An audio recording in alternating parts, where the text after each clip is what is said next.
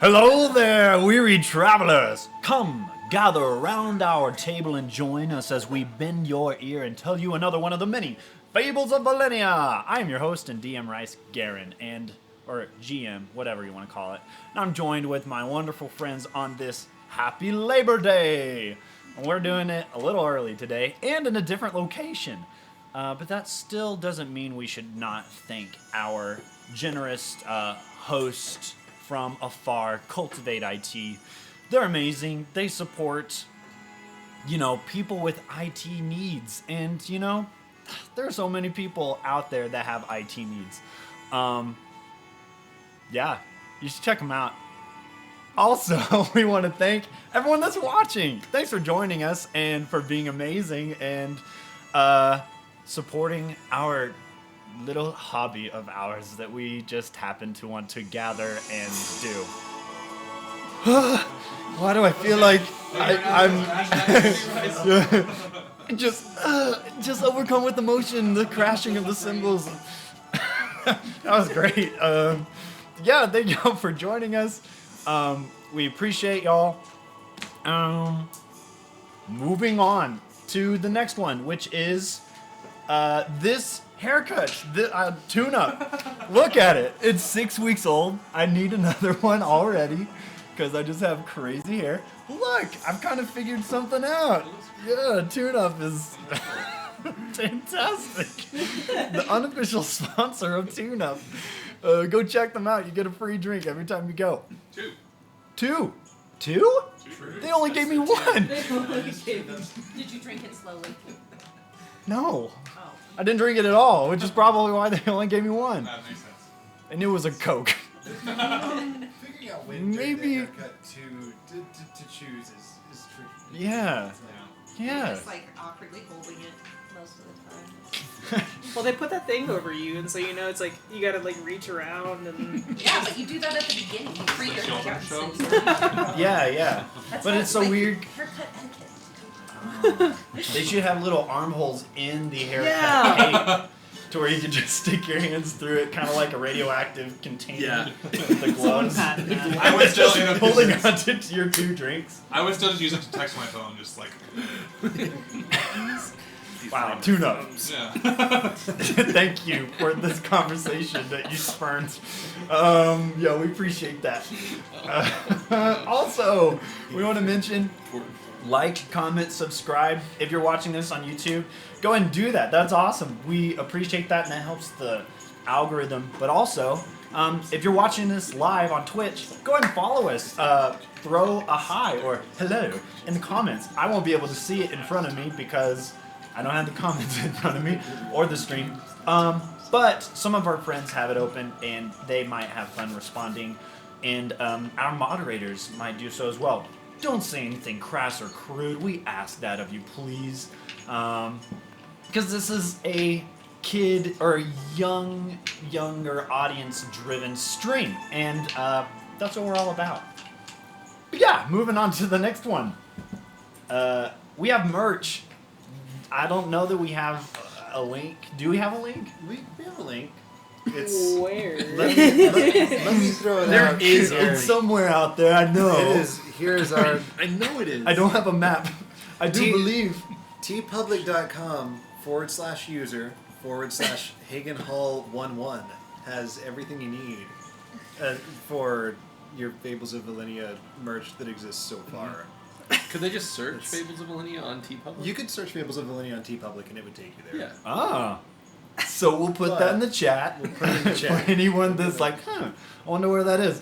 We'll throw that link in the chat. We'll have our admin We have our best at the other end people of the on it. table, Andrew. Which, by the way, also want to throw a huge thanks and shout out to Andrew Hawkins, our guy at the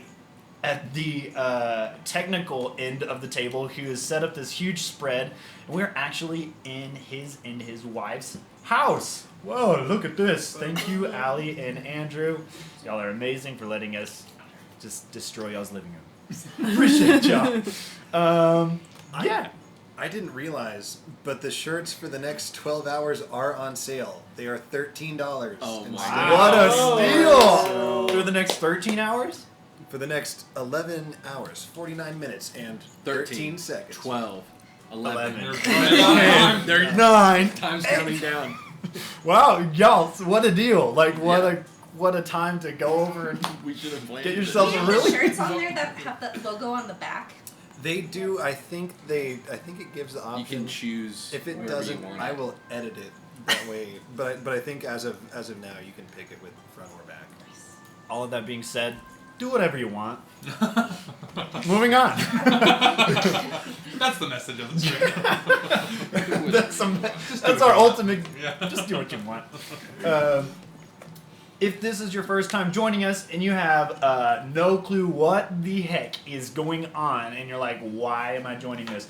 Don't worry. I do have a recap that will fill you in. If you haven't watched literally a lick of what is going on, I'll recap you so you can stay with us, stay tuned, hop in the chat. But also, if you are feeling like you want to know the lore of Fables of Velenia, what has happened before, or really want to dive deep, we have a YouTube channel with all those episodes, minus maybe one of those episodes, the most recent one, up. So if you want to go over there and look at that stuff, you can. It's all there. Just search Fables of Velenia on YouTube. It's all there. There's a playlist that is created for all the episodes and listed in order, including our pilot, which was, a pilot. So take that. That's you. Does anyone else have any other announcements that I potentially missed? I don't think so. No, Okay. let's do this thing. Let's do this thing. Oh, it's Set it. John over there. Wait, and if anyone is joining us and is new, we're just gonna go around the table and everyone's just gonna introduce their name. Just our name. Just your name, literally nothing else. If you say any more, disadvantage on all your rolls. Starting with Hagen. In game or Disadvantage on all your rolls. Come on, You had one. the rules Just were say your name. explicitly laid out. I'm Hagen Hall and I play Moon and Umber Talon. I don't, Wow, that's a lot of Still do it, disadvantage right? I'm just racking up for you. Triple disadvantage. Yes, Hagen Hall plays Munin Number Talon. That's perfect. No disadvantage. In fact, no disadvantage on everyone. Oh, Thank dude. You can goodness. keep going. Wow. Thank goodness. Ever? We're Oh, gonna that's need it. amazing. Ever. I thought said I was it. going to take one for In fact, you have Write it down. advantage on all of your rolls. Labor Day. Labor Day bonus. Okay. Well, my name's Micah, and I'm going to be playing Orin Garrick in this game. Miss Grandpappy Orange. Also known as Grandpappy. Grandpappy Orin. My name's John Rich, and I'll be playing Motley Bundleless. Yes. My name's Mike Wilbanks, and I have been and will continue to play Lyndon Sagewood. My name is Rila and I play Zara. I'm Piper Johansson, and I play Coda. Yes. Here we are, all gathered at once. Starting this chapter, in our fable, our band of characters lie, hiding in the cold, cold dark, bloodied, beaten, bruised. Now you're probably wondering, how the heck did we get here? Well, about 3 days ago in this world, our team met one another through a series of events and found themselves in the middle of a town called Ro-Rathel, being overtaken by bad guys, and seeing a snake-like humanoid man bring down the leader of the city, inflicting everyone in the town with a necrotic energy that spread. And there were a lot of people gathered in this town, this large town, city even. It was Zesvelden Day, basically Independence Day for the continent of Eldrian, where this story takes place. The lady commander of the guard of Ro-Rathel entrusted the group to investigate some previous disturbances to the west in hopes of finding a cure for the ailment that is inflicting everyone in Ro-Rathel, including the party at large. And also looking for a man in a tower in the Highlands Mountains who goes by the name of Alcost the Shunned. After running into some basilisks and a brush with a tainted past, the group entered Passerine's Pass, the Grand Canyon, basically, of Eldrian, following along its base until they received a tip from an old Kenku friend of a shortcut to their destination in the Highlands. Finding this shortcut, they entered into an old dwarven miner's tunnel and followed it to a large set of double doors, shrouded in a faint dark mist and flanked by 2 caved-in mining tunnels. All of a sudden, skittering could be heard in the distance and under the cave rubble and ground beneath them. At the sight of massive insectoid creatures sprouting from the ground, they drew their weapons. Dodging death, they battled an onslaught of these creatures until the cavern itself started caving in. Running from the falling rubble, they entered the set of double doors ahead of them and closed them as the last boulder fell, with the echo of fallen rubble dissipating behind the muffled door. The party dropped to the floor, beaten and in need of rest. Some crept ahead at the sound of a creaking door off in the distance of this long, grand, pillared entryway that they now reside in, finding towering statues that line the alcoves and the side walls, until they saw another set of double doors at the end of this hallway. A muffled cackling could be heard far behind the floor space opening at the foot of these double doors. And that is where we remove our ribbon bookmark and continue our fable. What color is the ribbon? Very poetic. That was What color is the ribbon?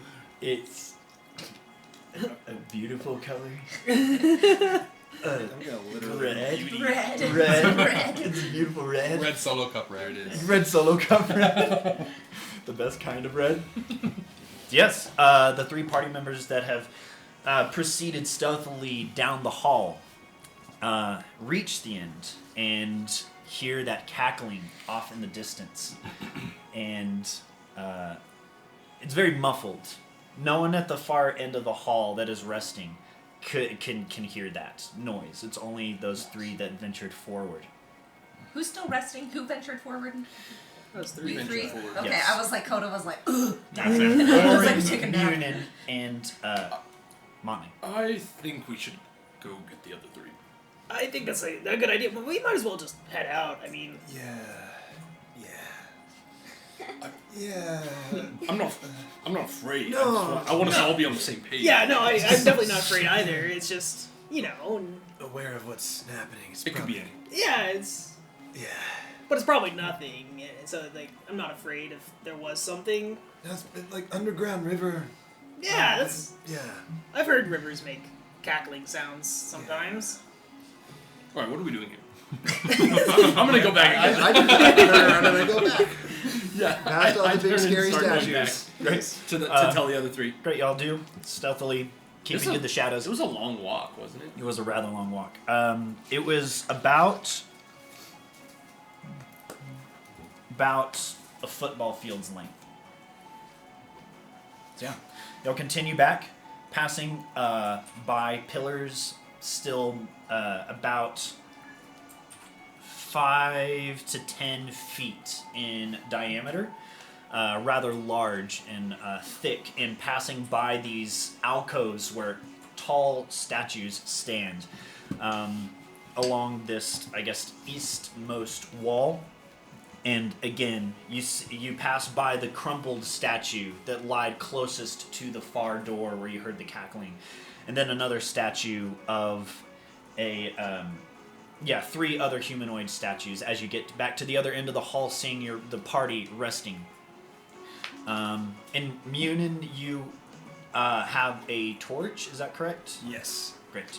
In fact, I have 10 that I didn't know about. No, you have 9 because you gave one back to me. Oh, that is true. I did return the torch that, You did. that I had. That was left in the crushing of the stone in the chasm behind you. Yes. Yeah. Now one of the 9 is lit. But yeah, as you return, you see everyone sees that flame returning back, and you see the band of 3 return. Coda's finishing up wrapping their arms and their legs of all their, and there's mostly their middle. That's where they lost most of the blood. I think So- Oren's gonna leave it to the other 2 to kind of describe what's going on, but want to go sit down kind of around where the other 3 were, and I want to start building a music box Okay. using my tinker ability. It says I need to spend an hour and 10 gold pieces worth of materials Okay. to construct it. So yeah, if I'll say you can start constructing that, and whether everyone would like to wait that amount as well, they can. But you'll begin the starting of that making of the music box. Okay. Go ahead and roll a Tinker's check, which will be your just straight roll. Add your proficiency bonus, and I'll say add dexterity bonus to it. Okay. This is what's it gonna be? I'm gonna go ahead and replace the potion of healing we used from Fox and just replace it with another one I have. Gotcha. The potions that were used the last time, that was I believe just it was one of them. yeah, it was just one. So you just place that open space, Mhm. place another potion of healing in there. And that brings him up to 3, right? Or two. Two. Just Okay, two. got it. Yeah. Like one on each side. Yeah. Mhm. Okay. I got an 18 with 18? all modifiers. Okay. You have the necessary craft and materials in your pouch that you keep so closely to your back. It's right there. Undoing the clasps, finding the necessary materials. Everyone can see that you are starting to assemble some kind of instrumentation, but they're not sure of what particularly. I believe I had. I had a gun that misfired, right? You did. I don't think that I fixed it. Correct. So I'm gonna spend some time Yeah. fixing it. Roll same thing. Dexterity, proficiency, and add that to whatever d20 roll you get. What you making a box for? If I'm proficient with Tinker's tools, do I get Yeah. advantage for that? Proficiency or something? No, it's just adding your proficiency and dexterity. Oh, to it. sorry. I missed that. It's all good. Well, Ooh, 25. in the worst case scenario, we'll play music for us. Best case might prove a meaningful distraction. And Oh, that's without nice. taking my eyes off it, like, Still working on pulling it. like screwdrivers Yeah, out yeah. my hair and stuff. Yeah, So I was so like, If nothing else, we can use it for 10 what minutes. you doing? Yeah. as you're assembling that craft, about 10 minutes pass. Landon is over seated, and he's finding where the misfire happened in that piece of equipment, and you're able to dislodge it. It doesn't seem to be anything necessarily permanently damaged to the weapon, and you're able to fix it. You're good. Chat wants to know what song you're loading the music box with.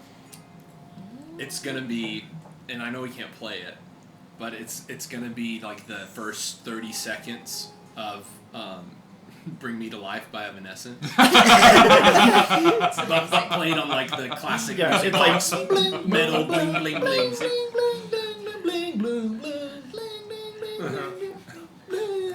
Yeah, great, perfect, yeah.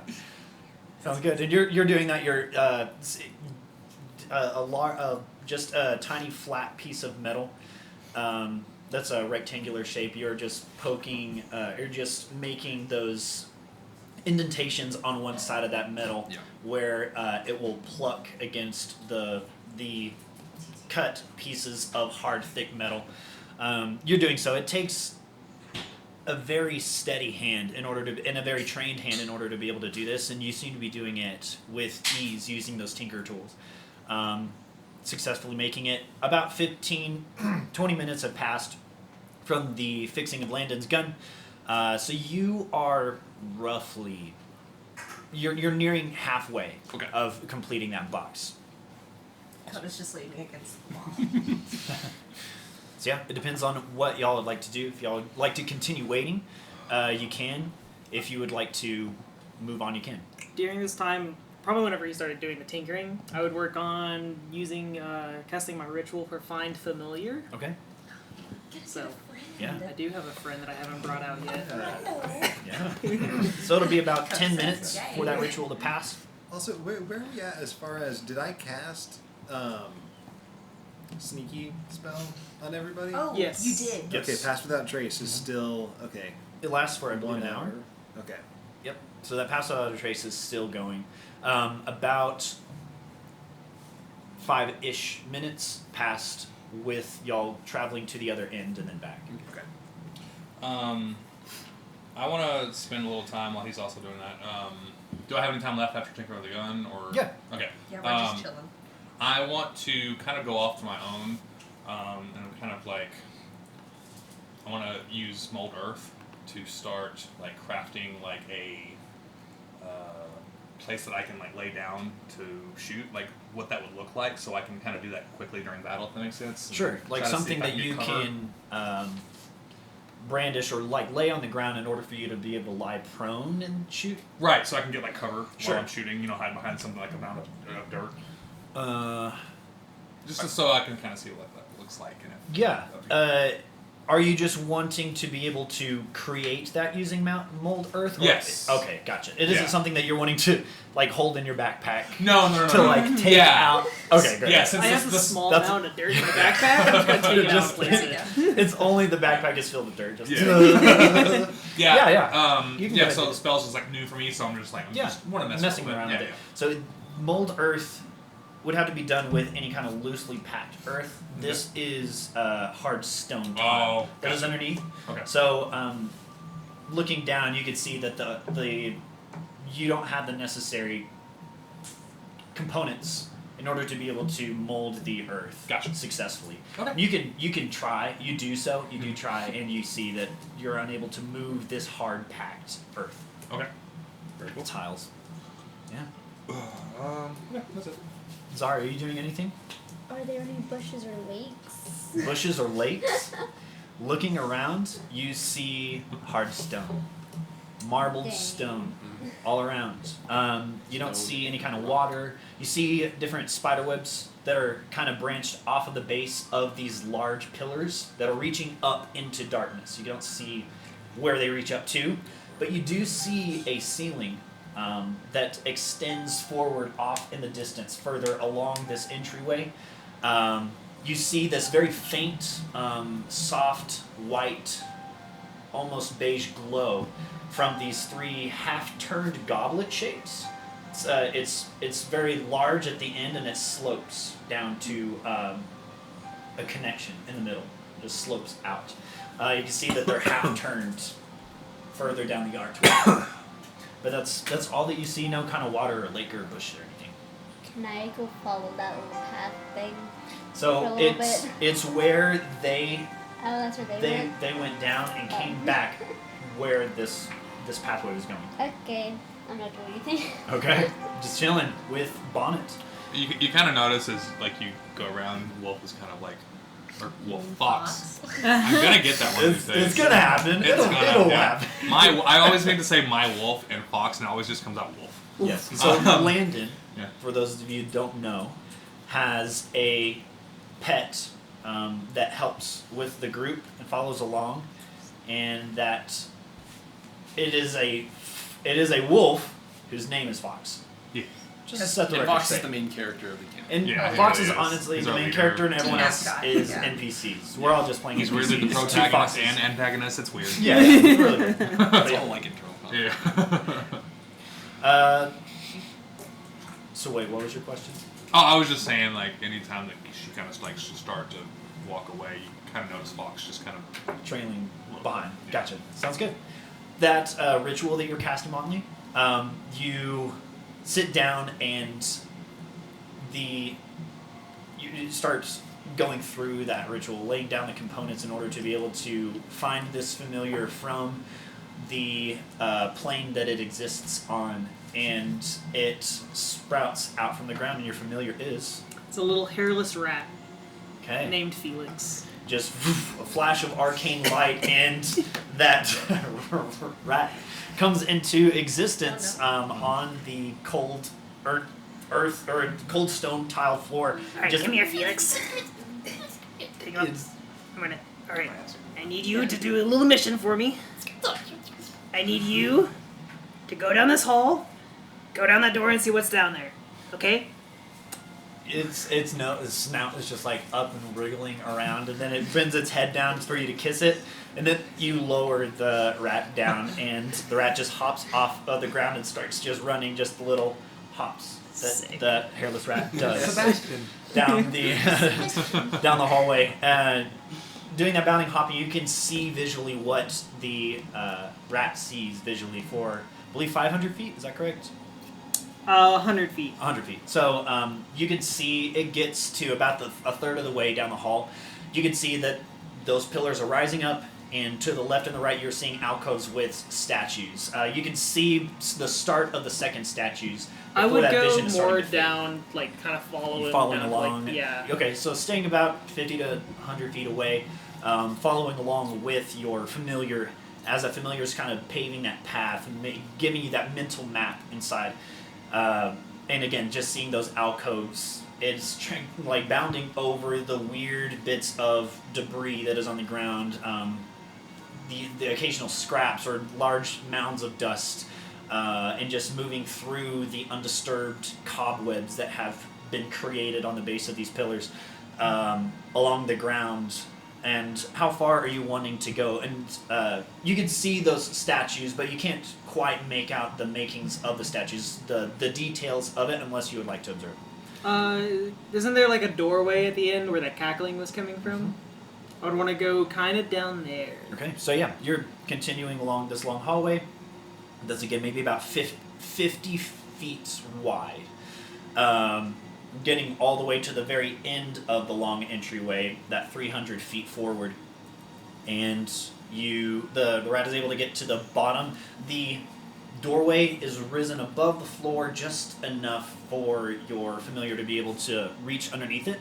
There doesn't seem to be any kind of bright light source coming from the base of that double doorway. It seems to be a faint glow. But I can squeeze underneath? Yeah. I want to squeeze underneath then. Does just and just kind of wriggles out onto the other side. You are seeing about 30 feet in front of you. There is on the floor, the base of the floor. There's a tattered rug that is dark, and you can see that there's a beige inscription along the edge of this maybe 20-foot rug that extends off in the distance.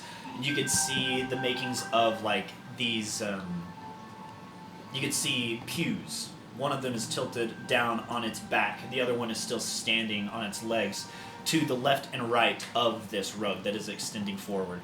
And you can see very high up, about the same the exact same distance as the hallway before the entryway, what appears to be a giant skeleton hand that is shadowing the light, the beige color that is above it.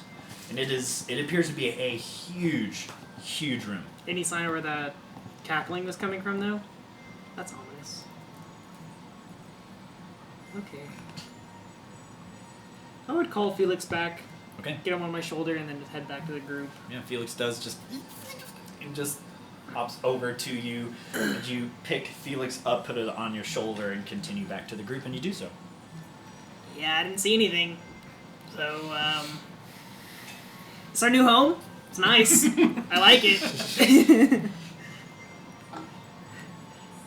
I highly doubt we're staying here forever. I mean, I'm cool with it. I start laying out a cot. You Take out a little home sweet home thing. Like, generally, what time of day is it, even though we know we're, like, in a cave? It's maybe around noon. Okay. Around midday. We need to keep going. As much as we might not want to. The only way is forward. Well, I mean, it's nice here. Food. Yeah, you're right. Yeah. That's why I wanted to lake to get fish or a bush to get berries. Yeah, that's a great idea. So who's going first? Yeah, I'll go. Coda's like silent. No, Coda's not. So yeah, Landon leading the way. If anyone would like to follow after, you can. Can I go behind him? Yes, so number 2 in the marching order. Fearful third. Fearful third. How close am I to finishing the... It has been 50 to 55 minutes have passed. You have finished all of the different pieces of that music box. It's Okay. just that you haven't assembled them together. Great. I'll take him and just kind of shove him into like a side compartment, Sweet. and I'll go up fourth. You do so? Just silently follow behind. Yeah, you do so. Fourth? Oh, I'll go next. Do you want to bring up the rear? Or? I'll bring up the rear. Yeah. Okay. The torch. Just stretch your wings out and look really big. Yes, that's my. It's like, I feel like I could Exactly that little The little bird that dances, yeah. scratch the ground with it. But you gotta make Kronk noises while you do it. Making his own theme music. No, we have a music box for that. Yeah. This is gonna be good. Yeah. This is. Landon leading the way. Fox ahead of me about, I don't know, 20, 30 yards or so. Gotcha. Just enough for your dark vision with your goggles on, able to see out to Fox. Fox does not have dark vision, so it is a very soft glow. Oh, I didn't think about that. Okay, then yeah, he'll be like behind me, like walking with the group, I guess. Gotcha. Yeah. With that, Fox is able to see, just using the dim light coming from the sort of mist that is hovering lightly above the ground. Anyone that does not have dark vision can see about 10 to 15 feet out around them, using that soft light from the fog that is at your feet that raises about 3 inches above the ground. For the time being, then I'm gonna like on the torch. Because that easy to put a torch out. Could you imagine? Just a bird beat. So I'm just imagining. everyone sees that light diminish from behind you. The color turns to that black and white in your dark vision. You turn around and see Munin kind of like waving his feathers. You take 1 point of burning damage, snuffing the torch out with your bare hand. It was like a full torch. I'm not Snuffed used out to with torch. Next time, just on the ground and just like scrub it out. Yes. Just I got you. stomp on it a little bit to like. We'll learn a new skill today. Did Munin like cry out whenever? Torch etiquette. Wait, 101. make a wisdom saving throw. That's 12 plus 3, so 15. Everyone hears the slightest muffled something from Munin's mouth as he receives the burning damage.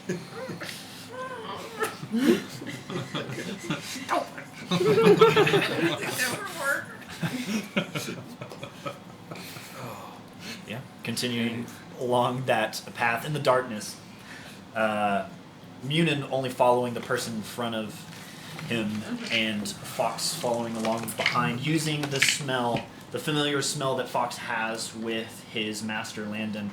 Continue down the hall until you reach the door. You can see it ahead of you, about 50 feet ahead.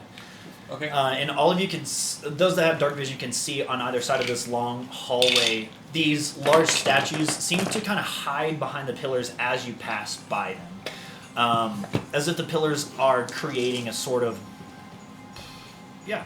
a wall that keeps them hidden. Their hoods pulled low over their heads. But they're varying heights. All of them appear to be purposefully different from each other. And each of them are holding or brandishing something different. Yeah. As you reach the far end of the hall, the double doors. Okay, so I want to check the door for traps. Roll a perception check. Oh, I'm not great at those, I don't think. And since you have dark vision, anything that requires Oh, no. perception using vision has disadvantage in dim light. So roll with With my disadvantage. goggles on? Even with your goggles on. Okay. Your goggles do not give you full vision, Gotcha. bright light. Only dim. Ooh, that's bad. 5. Looks pretty. Oh, cool. Okay, good. Pretty metal, ornate, metal double doors. Can I press my ear against it and see if I can hear anything on the other side or see any like shadows underneath the door or anything? Yeah, you don't see any kind of shifting shadows underneath the door. Very, very dim light. It's coming from the underside of the door. Pressing your ear up against it, it's cold. Colder than like it is here in this room? It's a metal door. Yeah. Should we knock? I don't That's think kind that. of polite. I don't think that's very stealthy, personally. But What if somebody's home and then we're just trespassing? Then they're going to attack us, and I don't want to get attacked again. It was not enjoyable. uh huh. Could I use detect magic? Unless he does any magic. On the door? Mm-hmm. Sure. Detect magic. How fast is the casting speed on detect magic? I think it's one action. You can do it as a ritual, so it doesn't. Correct. That would take about Right. 10 minutes for that ritual to complete, or you can cast it instantaneously. It's one action if you want to do it instantaneously. Sure. Sure. Do you one want to or use? sure two. Do you want to use a spell slot, or do you want to cast it as a ritual? I'll do a ritual. because- Ritual. So about 10 minutes. Okay. So you stop everyone. You go down onto your knees, pulling from the druidic magic that you are familiar with. Everyone just kind of like wondering why you stopped everyone and got on your knees and started and closed your eyes. But She does this sometimes. That's fine with me. Take Felix off my shoulder and start trying to teach him tricks with the little piece of rash. go ahead and roll animal handling. Familiar handling. I'll change the name of it slightly. 15. Whatever you're trying to teach it, you don't necessarily know if it took or not, but yeah. Sick. Yeah. Within the 10 minutes it takes for Raylan to finish that ritual casting, and her eyes open. There's a soft green glow that flashes from them and just dissipates. She holds her hand out, and your vision is looking forward, and it is brighter. It is green. It has hints and hues of green amongst the brown, gray, and white. From your dark vision, looking around for anything on the door, you don't seem to detect anything. It seems to be normal. How long does it last? 10 minutes. 10 minutes. Okay.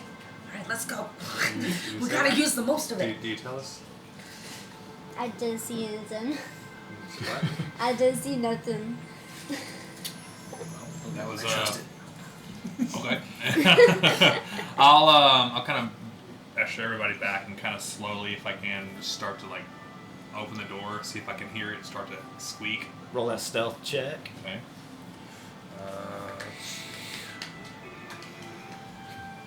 Oh yeah, what is this? Okay, 19. You can, as soon as you start to pull on the door, you hear it go, and you hold it. Okay. It makes a little bit of a noise. Yeah. You try testing your strength against the door to see if you can lift it slightly to reduce the pressure on the hinges. Lifting slightly, it's a rather large door, but the amount of momentum that you're putting into the lifting of it and the moving, it seems to relieve the stress on the groaning of the door, the hinges, and you're able to open it ajar about 5 inches ish. Okay. You're able to look inside through that opening, and this door is maybe about 10 feet tall, so it's pretty big for a door. And inside you see a pew that is tilted over, and then behind that pew stands another, potentially another, and you can see that there is a rug that is on the ground that is proceeding off towards the left of the pews that you are looking at.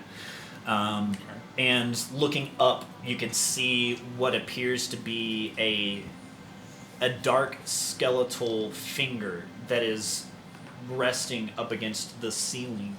How big? So the ceiling is about 200 feet, 300 feet high. Jeez. So I can see all the way up, even though it's dark. behind the skeletal shadow, or the skeletal look of a hand, bony hand, is a very dim light. Okay. A very, very dim beige light. It seems to be... The fingers seem to be misty. They're blurred. The edges of the finger up above is blurred. But behind is the soft illumination of a light. Okay. Yeah, I'll try to slide in and just kind of stick to the walls and kind of get closer to get a better look, I guess. Okay. You do so. You edge your way in. All of you see Landon disappear behind the door. The door doesn't seem to make any kind of creak or noise. And Yeah, inside you could just see 2 rows of pews that continue off in the distance. In the center of those pews, about a 20-foot wide rug with arcane markings along the edges, the 2 sides of this rug that extend off into the distance. Off in the very far distance, you see 8 stained glass windows that are devoid of any kind of natural color, just very base colors, blacks, grays, whites, that are lined on either side, and they seem to be framing just a figure in black that stands tall at the very far end. That's all that you can see. And what appears to be a large skeletal hand that extends 200, 300 feet up that is still, and you can see the light that is just completely, it is behind this silhouette of a skeletal hand that seems to, it looks as if it is cupping the entire room. You can see that there are fingers, the index finger, middle finger, ring, and pinky finger off to your right, and then towards the left you can see where the thumb is extending down to the ground. All of them extend down to the ground and touch it. Now, does it look like they're carved out of stone, or does it look like bone? It looks like black silhouetted in a blurry fog far above. It doesn't seem to be moving. Super suspicious. Yeah, like... But you can see that the pointer finger, the index finger of the skeletal finger, it extends off into the hallway that all of you were in. Looking back into the other room, you can see those goblets, those half-turned goblets, are just the spaces in between each of the fingers of the skeleton. Oof. Oh my gosh, this room is huge. Yeah, it's enormous. Okay.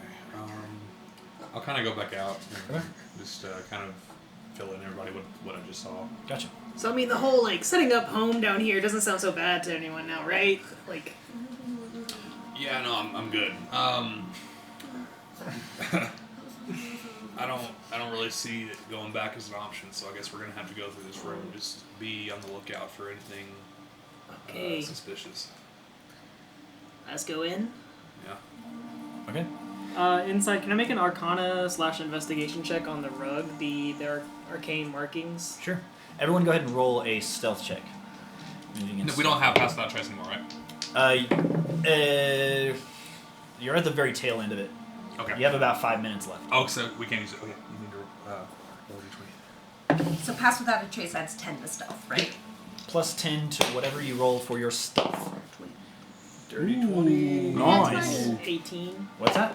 I got 20. Natural 20? Yeah, well, there goes Zara. Oh, I did terrible. Good thing we still have pass without trace. 23. 23, perfect. 18. 18. This is adding your Pass without plus a 10. That was with plus 10. Okay. Yeah. 18. I rolled bad. I rolled Gotcha. bad. 23, natural 20, 18. 18, 19. 19.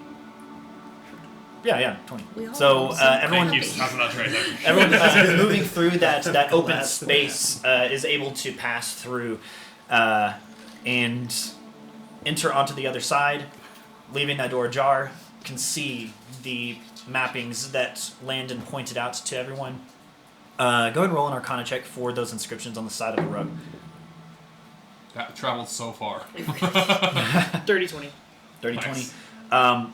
They are various symbols that look like, show everyone on the stream. I don't know if that's visible or not to everyone.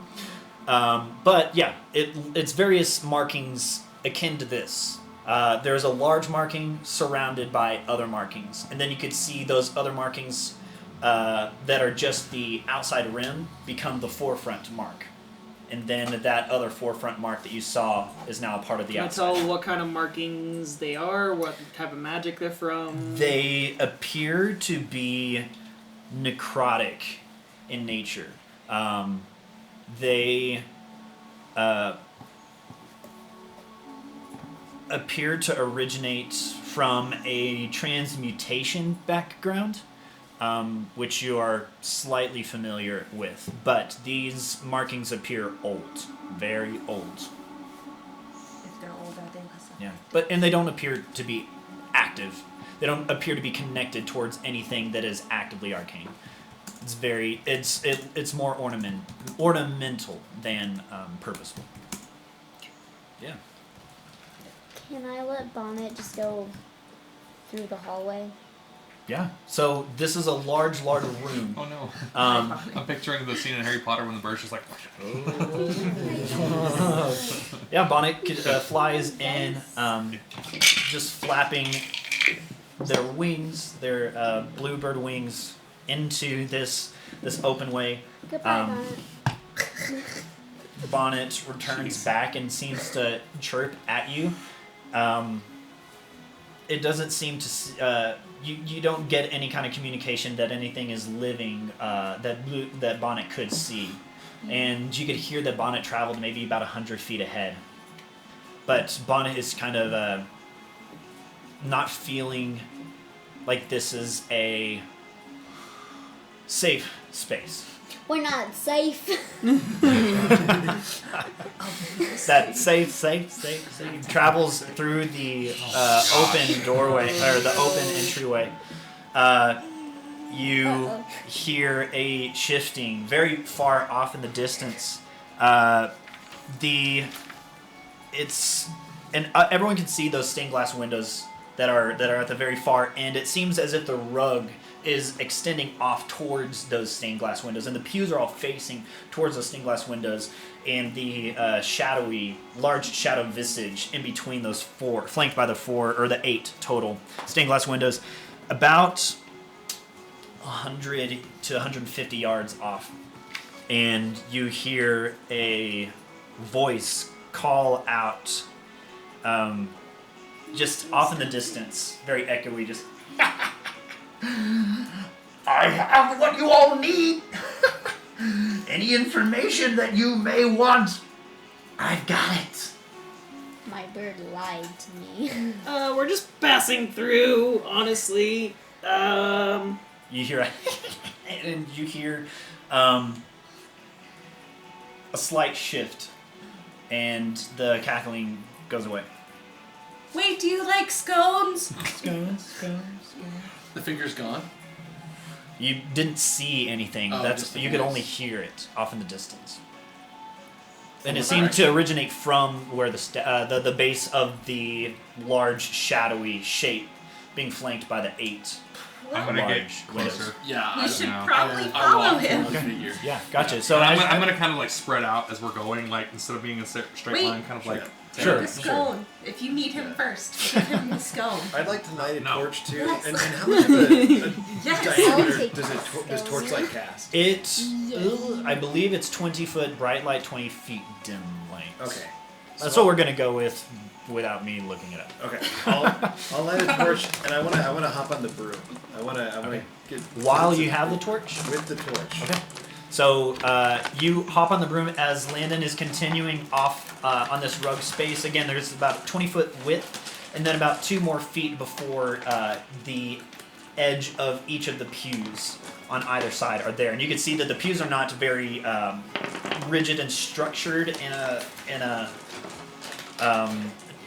distance. They appear to be angled, some of them toppled over, some of them touching each other. They appear to have been moved around a lot, but there's a lot of dust that is caking the base of them, spider webs that are stranded along the bases as well. But yes, Landon, you are continuing ahead as Munin, you are hopping onto your broom and you are illuminating a torch. Landon is keeping Fox nearby, whereas what is everyone else wanting to do? Is everyone else wanting to be behind Landon, astride Landon? He's like right next to me, like Gotcha. just glued to my leg. Gotcha. I'm like a little back, like diagonal, but my bow's drawn, and I'm like, Sounds good. Landon on the left-hand side of the rug, Coda on the back right-hand side. I'm just kind of making a beeline for that figure. I'm not really paying any attention Okay. to anything great, else. heavy Yeah. horn. I'm You're just walking. sprinting or like fast walk or Just fast walk. okay, just a fast walk over towards that. Swing the Probably hips. up It's all with in the you, hips. Landon. There is a momentum. Yeah. All 3 feet And of me. Motley. I'm gonna kind of keep my distance, but stick near the group. Okay, I know. keeping your distance, but near the group towards the tail end, Yeah. Can I Zara. be ahead of everybody? at the head of everyone. Ahead. Okay, sounds As we're going, I'm gonna hold my hand on Monty's shoulder and cast guidance. Okay. Before we like head out. casting guidance on Montley. Yeah. Gotcha. Great. Before Landon heads out, casting guidance on Montley, you kind of, feel that effect happen on you. Zara, Landon, and Fox up at the top, leading the pack with Orin, and you head up in your broom with that light being cast. Everyone can see this strange orange glow that seems to start as he extends far away into the air, starts to get muted from that orange glow from a torch to a almost black and white color the further he gets away. Where are you headed? I want to head to where the stained glass is. Is that where the noise was coming from? Yes, that's where everyone else is headed as well along the road. Same direction. Okay, so that light cast over above, are you wanting to head ahead of everyone, or are you wanting to trail behind? I'll trail behind. Well, Or with? I'll kind of stick with. Okay, sounds I good. wanted to have a different vantage point. In Gotcha. case I can see him running around. Yeah, just a sort of beacon of light hanging above everyone. Munin holding that torch, and the other hand grasping onto the broom, leads everyone towards where that noise is coming from. And as you get closer, traveling along the rug, you can see that there are, I guess, I'm thinking of the word stabs, but I don't think that's the right word. Basically, just candles that are mounted on poles. What is that called?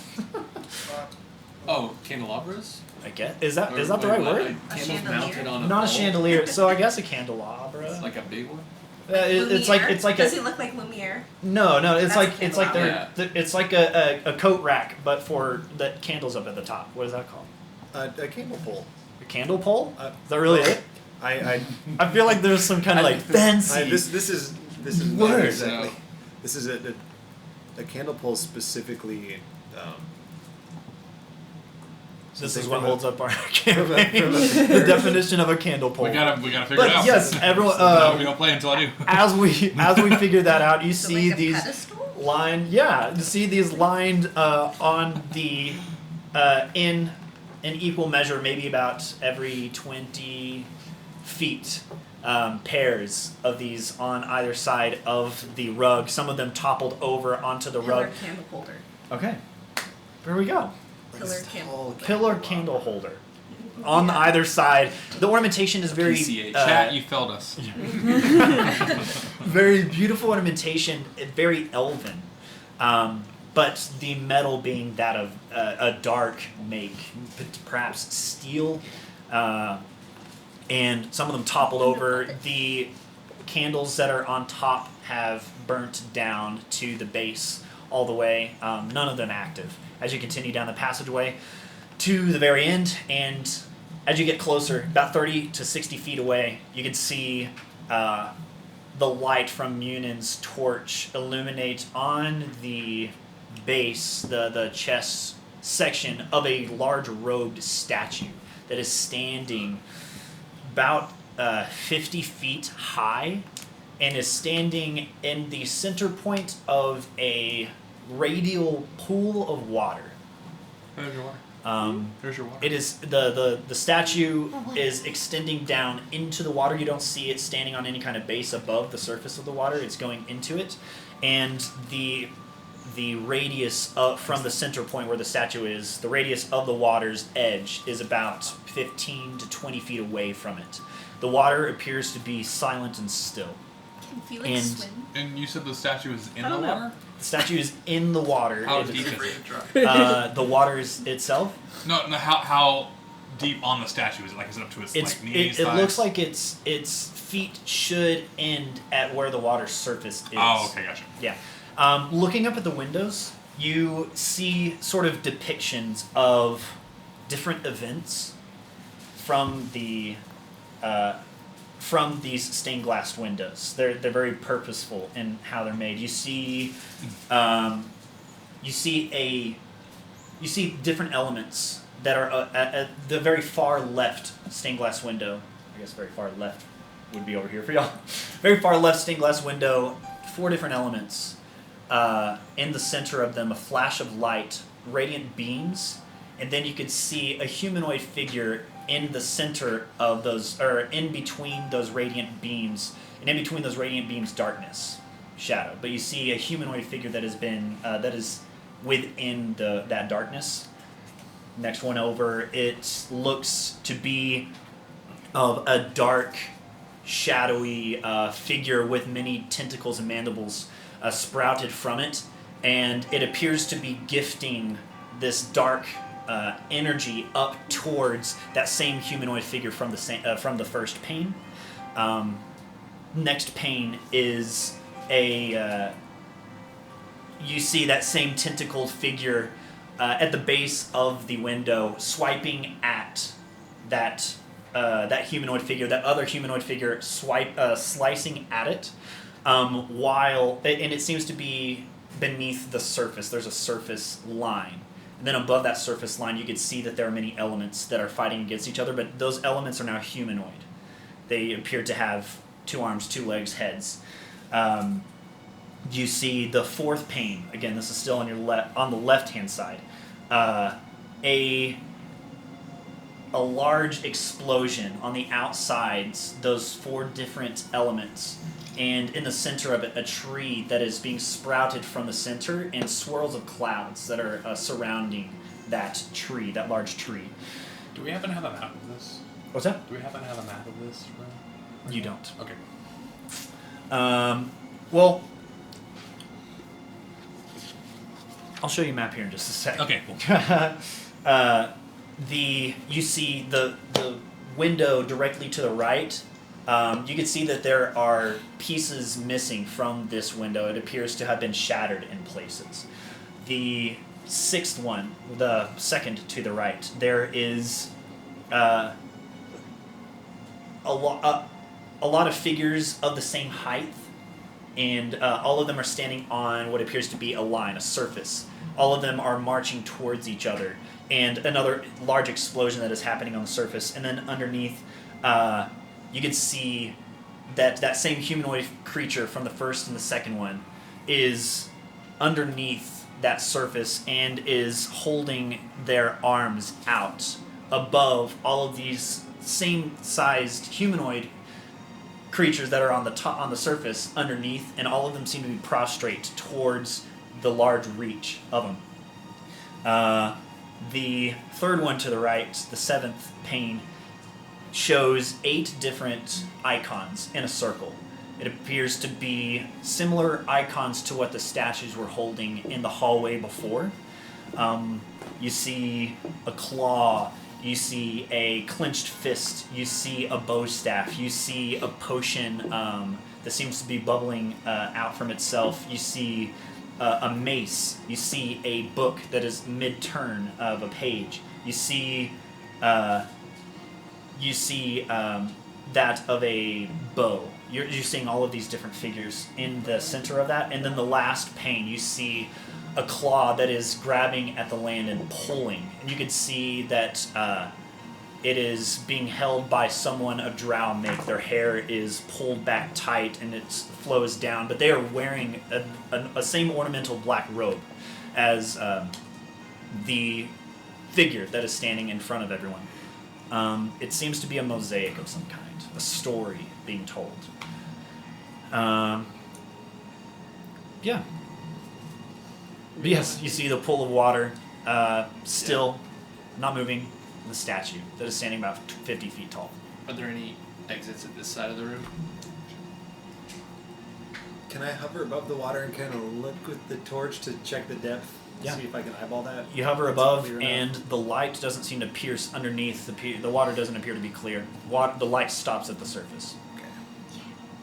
Send in Felix. Take Felix off my shoulder. Alright, buddy.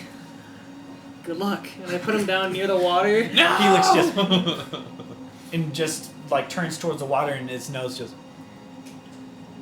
just a hop, and a hop towards the water to where it's like inches away, and then its nose is like down in the water, just looks back at you, and then it turns back to the water and goes down into the water. You see the water ripple from where Felix enters into the surface of it, and using your mind's eye, seeing through Felix's vision, you see the you see basically the bottom of this pool, but it doesn't feel as if they are in water. It feels as if it's just natural air as they enter through the water, and you can see that it dips down to an opening that is in the ground, and it appears that there are stairs that descend down Whenever at the very base of the pool. Whenever we jumped in, did we hear like a splash effect, like a sound effect? No, it didn't splash. Okay. But That's the water some did ripple. Really weird water.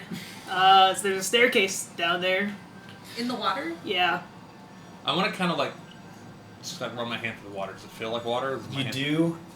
It is a strange thing. You see water ripple between your fingers, but you do not feel the pull of water. Okay, that's all I need. I just walk in. Okay. You see Landon start to go into the water. The water is rippling away from him. You step down and feel hard stone, and you don't feel the coolness of any kind of water or liquid softening your clothes. Continuing down, you are getting... You know what? I want to turn around and splash everybody. Okay. Just like show them. Gotcha. Yeah. You do. You pull your hand up, and the water ripples, but nothing comes from his hand. We now all have the poison water on us. Thanks, Landon. Invisible one. It doesn't even come out of the pool. No, it stays. Yeah. Yeah. Wow. Can I just jump into the pool? Like cannon. Just Go ahead and roll 30 an acrobatics check. Look, yeah, that's right here. Okay, thanks. Okay. Father. 12. 12. You run just... And you just pull your knees to your chest, and you go... Everyone sees Zara go through the water's surface, and the water ripples and moves as if there's a huge impact, but you feel nothing, just air, as your tailbone, boom, slams into the bottom of the basin of this, pool. It seems to be pretty deep, and you see Zara completely is submerged under this water line, but you hit I your just back. pop my head up and I'm just like, ow. You hear Landon laugh for probably the first time in the whole game. You take 1 point of bludgeoning damage. Zara. And I just pop my head just say, ow. And just go right back into the water. Yeah. I'm giving you the damage. Catching on to Okay. what's happening with the water and everything, can I kind of hold the torch below what would be the surface of the water to see what... Yeah. So What kind of you effect? do so, and as you place the torch's head in underneath the surface, the light is muffled into that of just a very dim beige hue that does not escape out of it. And the orange light around you is muted and completely diminishes as you place it underneath the surface. And you take 1 point. But Zara, still underneath the surface, as you poke your head out and you go out and you put your head back down, you can see that torch's light is still flickering underneath the surface of the water. Can I go down the stairs that's Sure. in the water? Yeah, so Zara does Wait for the continues group. towards the stairs at the base of this pool. It looks as though the statue's base is just flat, and it is hovering right on the surface of that liquid, the water surface line. So if I go Yeah. underneath the water, what do I see underneath the statue? You just see that the torch light is still flickering on Munen's torch underneath the surface, and you can see that stairway that is descending down that Zara is now at the top of and is now making their way down the steps. Oh, I didn't realize you went ahead of me. Okay, I'm gonna run down after her. Okay. That's dangerous. Coda will awkwardly climb in.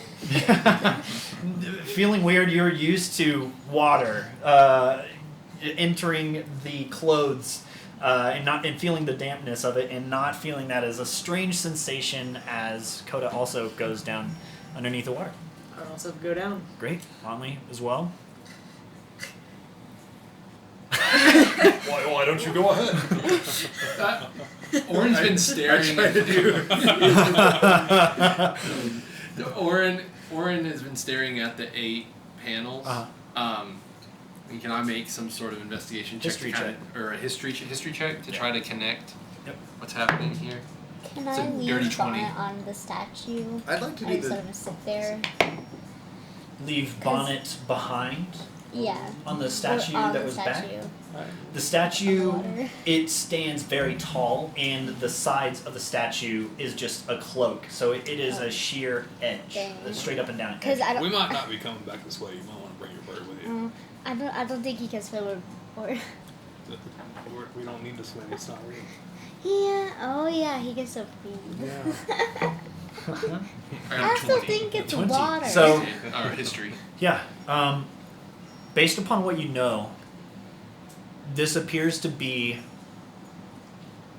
the markings of history following Setet. You can see the creation of Velenia, the world itself, the combination of elements converging on themselves, creating light and shadow. You can see Setet and some kind of connection between Setet and some other tentacled dark being, but not sure what. And you are slightly familiar with a few of the instruments on the second to last pane, the seventh pane, the third from the right, third from the center on the right. You recognize the claw of Ekret, one of the followers of Setet.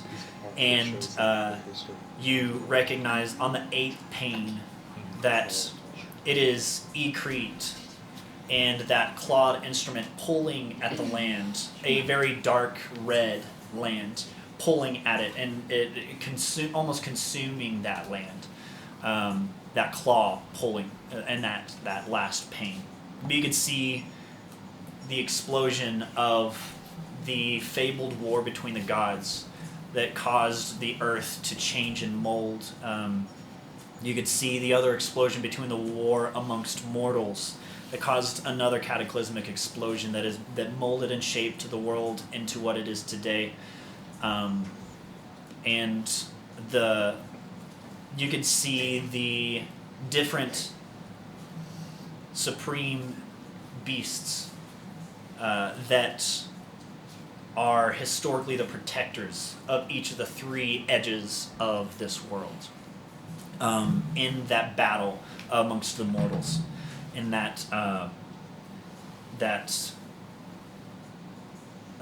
third, in that fourth pane, yeah. Well, Munin, in my experience, answers are only in one direction. He ties his backpack and he swings one leg into the water and kind of very carefully starts stepping down. All right. You feel it's a steeper decline than you were anticipating, but you catch yourself on the edge of the step. You keep going. Munin does there's an endless ceiling, right? I mean, you look up and it's just darkness. It seems to just continue up to how high that skeletal hand is. Okay. How long were we going downwards into the mountain? It was maybe... Wasn't it 100 feet? So that's what he said. hold on. It was maybe a football field's length, about 300 feet. Before straight. y'all made it into the... y'all made it to the entrance of those double doors. Okay. The first set of double doors. And looks at the broom, and looks up, and looks at the broom, and looks up, and then shrugs and follows everybody into the water. Okay. Into the water you go. Zara leading the way, landed right behind. Can I see anything down there yet? You, with bonnet on your shoulder, looking down, you continue down into the steps. They seem to descend quite a distance down. They seem to wind as well. They don't appear to go in a straight linear pattern, diagonal pattern downward. They seem to wind and bend. And they seem to be going down. You've traveled maybe about 50 feet down these steps, and it continues to go down. And they're rather steep as well. Each of the steps are maybe a foot wide, but additionally a foot tall. They're rather tall. Can I just let Bonnet go down the stairs and see if they Yeah. can notice anything weird Sure. or suspicious? Yeah, definitely. Bonnet is lifts off of your shoulder and is flying down. As you head down into the water and you are continuing down into the stairs, you hear a slight shifting of stone, and behind you the opening of the stairs seems to just a passing of a shadow's sound close the opening that is behind you. And as Bonnet is lifting up off your shoulders, Zara, everyone feels the stone steps beneath just silently Oh no. shifting downwards to where all of the steps have receded into one flat surface. Yeah, I was gonna say, as soon as that starts to happen, I'm gonna start like running down, so like and like grab Zara and like try to get as close to the bottom as possible. Gotcha. So you run after Zara, grab after her as soon as the shifting stone completely levels with the ground. All of you are now sliding down this base, except for the one that is still floating on the broom. You're seeing all of your friends just start to slip down this rocky surface. How wide is the staircase? The staircase is maybe 3 to 4 feet wide. Coat of braces against the wall. Go ahead and roll a strength check. I'm strong. And Munin is right behind you, as Yeah. well as Orin and goodness. Motley. I'm very strong. Maybe. I am not 5. You attempt to grab onto the edges of the wall and just you just 2 slams into your back, and you are sent sprawling down the staircase backwards. Seeing trailing after you, Orin and Motley just like sliding off, and you see the light of Munin's torch off in the distance getting smaller and smaller as you wind down an edge, and you do not see any of that light anymore, just the dark grays of your dark vision. Slipping down into this space, you travel maybe another 50 feet again until all of you roll into this room that is just illuminated with a bright light. Big city. It is all just brightness and white. All you feel the floor at your feet. You feel that there is like a buildup, a mound of debris that all of you have slammed in, but you cannot see what that mound of material is that all of you have slammed in. I swear, if that was for nothing, I'm gonna be mad. And the darkness of that ramped stair, you see the black square that is open, standing about 6 feet tall, 3 to 4 feet wide. You see it you see a white curtain just kind of descend over it. Now it just slams on the ground, and all you can see is whiteness. That's it. But Munin's not there? Munin is still hovering at the top of the stairs. We just see Dummies. white. All whiteness. You could feel Yeah. that you are standing on ground. You could feel that there are materials that have built up where all of you have landed on the ground. But we can't see like our own bodies? It is. You look down and you can see the silhouette of your own bodies. Yes. Did you put You me still down color yet? and everything. Oh yeah. Okay, thank you. You see a slot open up at the far end, maybe about 20 feet away, in a straight line from the direction that all of you fell into the room. That slight rectangle opens up, and you see an eye peering through the other side of it, and goes, "I trust that all of you can find your way out." And you just see that it disappears again. Can I just go by Fox? Yeah. You go over to Fox and you grab onto Fox's fur. Fox kind of nuzzles up against you and just kind of consoles you in this very strange room. I'm gonna cast Detect Magic. Okay. The casting of that Detect Magic, and your Detect Magic still being active, The ritual. you see that there is some kind of spell that has activated on this room that causes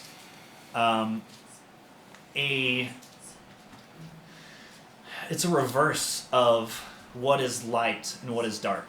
It is an illusion magic that is changing the coloring of the room. Illusion. Yeah, both of you can detect this. And where's the source coming from? Can I It appears to be coming from multiple points within the room. Can I? There's one at the top of the ceiling, and there are ones that appear. You're seeing the points of where this magic is emanating from. It is basically doing a dotted map, a 3D dotted map of a circular room. Can I just take hold on, which one is it? Sorry. Can I see if there's any traps? Go ahead and I'm gonna take sorry, what's real quick? and if Motley, Oren, Clyde. Munin, if are y'all doing anything, or even Coda? So the door has shut and sealed me in the dark staircase. Have you descended down the slope? I'd like to slowly hover down, Okay. and I'd like to look at the walls, look for any kind of like inscriptions or switches or lever, because I saw the door shut, right, and seal off the bright. What you can't see currently, just because of the winding of those stairs. Oh, you I can't see forgot the that base. It's windy. Okay. Yeah. You can see that the stairs kind of slope down and they wind off towards the left, and that's all you can see. Okay. So I do like a guys, everybody, anybody up there? Hello. Can we don't hear hear anything? anything. No. Okay, so then I start puttering down. I'm like Gotcha. scrambling. Go ahead and roll an investigation check. I'm scrambling on the Everyone's, ground, like, just trying to sleeping grab along the anything way, that I going can just, like- feel like, because we felt like we landed on something. Yeah. Y'all landed in, like, the things that you landed into kind of clattered around you, and you tumbled something that is on the ground. So So- it's kind of piled up. So go ahead and Yeah, roll so I a wanna, perception like, check. yeah. With Sort of disadvantage. wants to look too. Like Perception. they want to use their bow as Yeah. like kind of like a Okay, stick a bow walking guy, stick, sure. and just like feel if anything's in front of them. Yeah, roll a perception check with disadvantage. That source that I see that's up on the roof, I want to take Clyde and shoot at it. Okay. Take a shot at it. So everyone sees Landon brandish the sidearm and just rings that shot. It hits the source of that, and the loud crack of that noise, it pierces everyone's ears. It doesn't seem to affect the source of that magic that is coming from the ceiling of the room. I had a 14. Same for me. 14? Nice. What? 13. Whoa. Okay. Monley, are you doing anything at this time? No, I'm accepting my fate. That is doing something. That's great. Yeah. Just to live in the first room. So yeah, both of you are feeling around. You can feel that there is a large pile of material that is at your feet. And as you're continuing on into the room, you're moving over this mounded pile. And you can feel that there's other debris, and you feel your bow hit the edge of a platform or some kind of step towards the center between where you all were and the opposite direction of the room where you saw the sliding rectangle open up and close. You feeling some kind of stop where your stick is moving. I found a step or a platform. Feeling down at the ground, you can feel there's random sorts of materials. You could feel like a weird soft leathery surface, potentially a cape or cloth.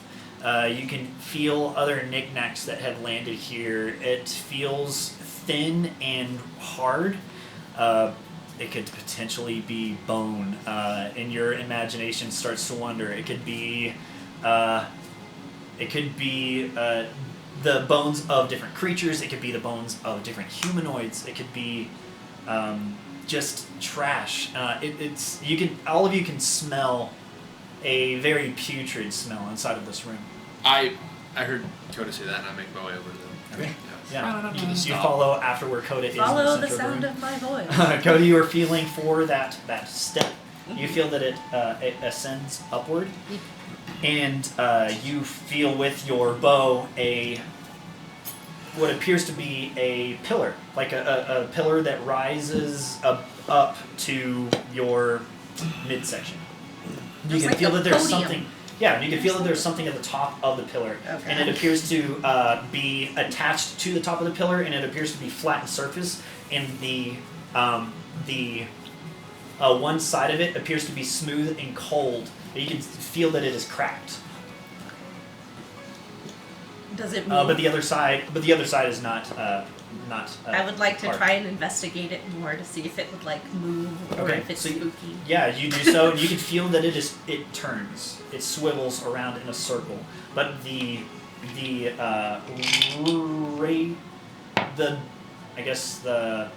diagonal Or like incline. degree, the incline or decline of it does not shift or change. It Okay. stays flat Coda, as you move it around in okay, a circle. Coda grabs it. Righty tighty, lefty loosey. So you start spinning it. All of you just see And then this. You see the silhouette of this white, what appears to be. It looks like. Imagine the silhouette of a globe, like the globe of the Earth. But as it spins, the globe turns to just flat, and then back to a globe, and then back to flat. And you see Koda's hand behind this, kind of framing the silhouette of just whiteness of this thing as she's spinning it around, or they're spinning it around and around, just spinning it, and it's just like. It doesn't stop. It doesn't. Is it working? I don't know. You I just twist to the left now. you grab it, start twisting it, just. Maybe it's a pool. So I'm gonna try to see if I can find like the edge of this, like if I can just how far I can go before I run into Twist something it. solid. Yeah, you find that platform. You you step over it as Koda's just on top of that pillar to the other end of the room, and you can you're feeling around for a wall, and you feel a cold touch. But it doesn't look like I reached a wall. It does. It Gotcha. appears to be close to where that opening was. Yeah. Gotcha.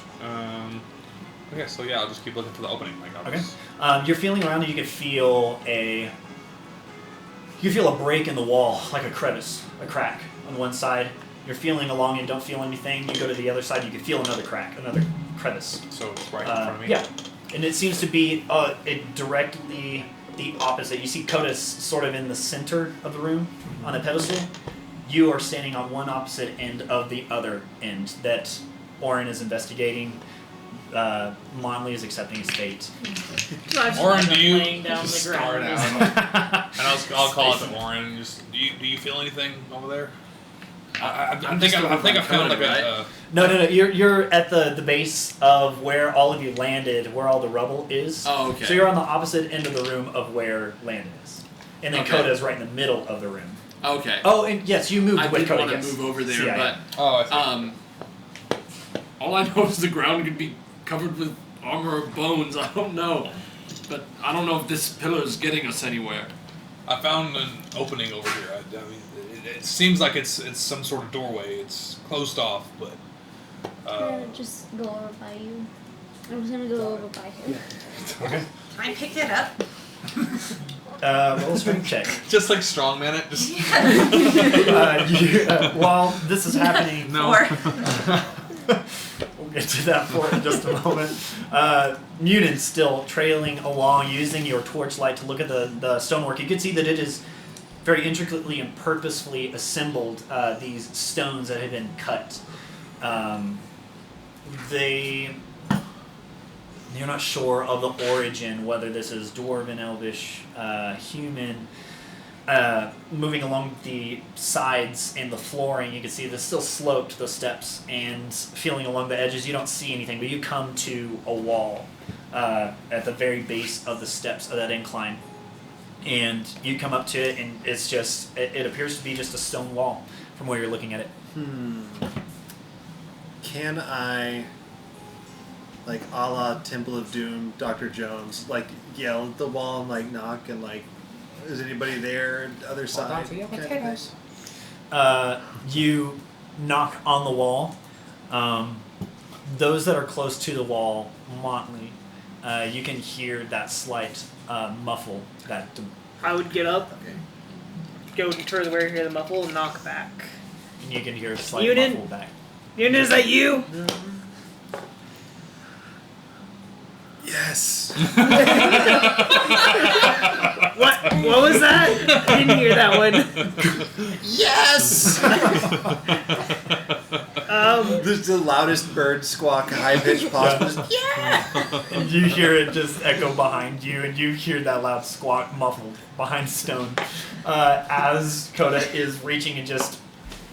You pull with all your might against that, and it does not budge. You pull for a good 30 seconds. Okay. Then I want to like push it in. Okay.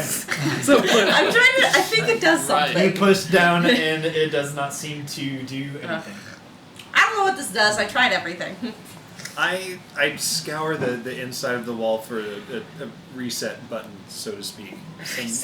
Some kind of like switch to Okay, yeah. to undo. Go the ahead and roll screws. an investigation check. I'll search on my side of the door as well. Okay, go ahead. Roll with disadvantage, Motley. 14 for me. Okay, you're looking around. You don't see anything that could be 15 strange. for me. You are feeling around on your side of the door. You're feeling that there are 2 crevices in the wall where the stone wall is closed, but you don't feel anything strange on either side. You continue about maybe 3 to 5 feet towards your left, and reaching up pretty high, you can feel sort of a sconce in the wall. Reaching further out from the sconce, you can feel that it is holding a torch.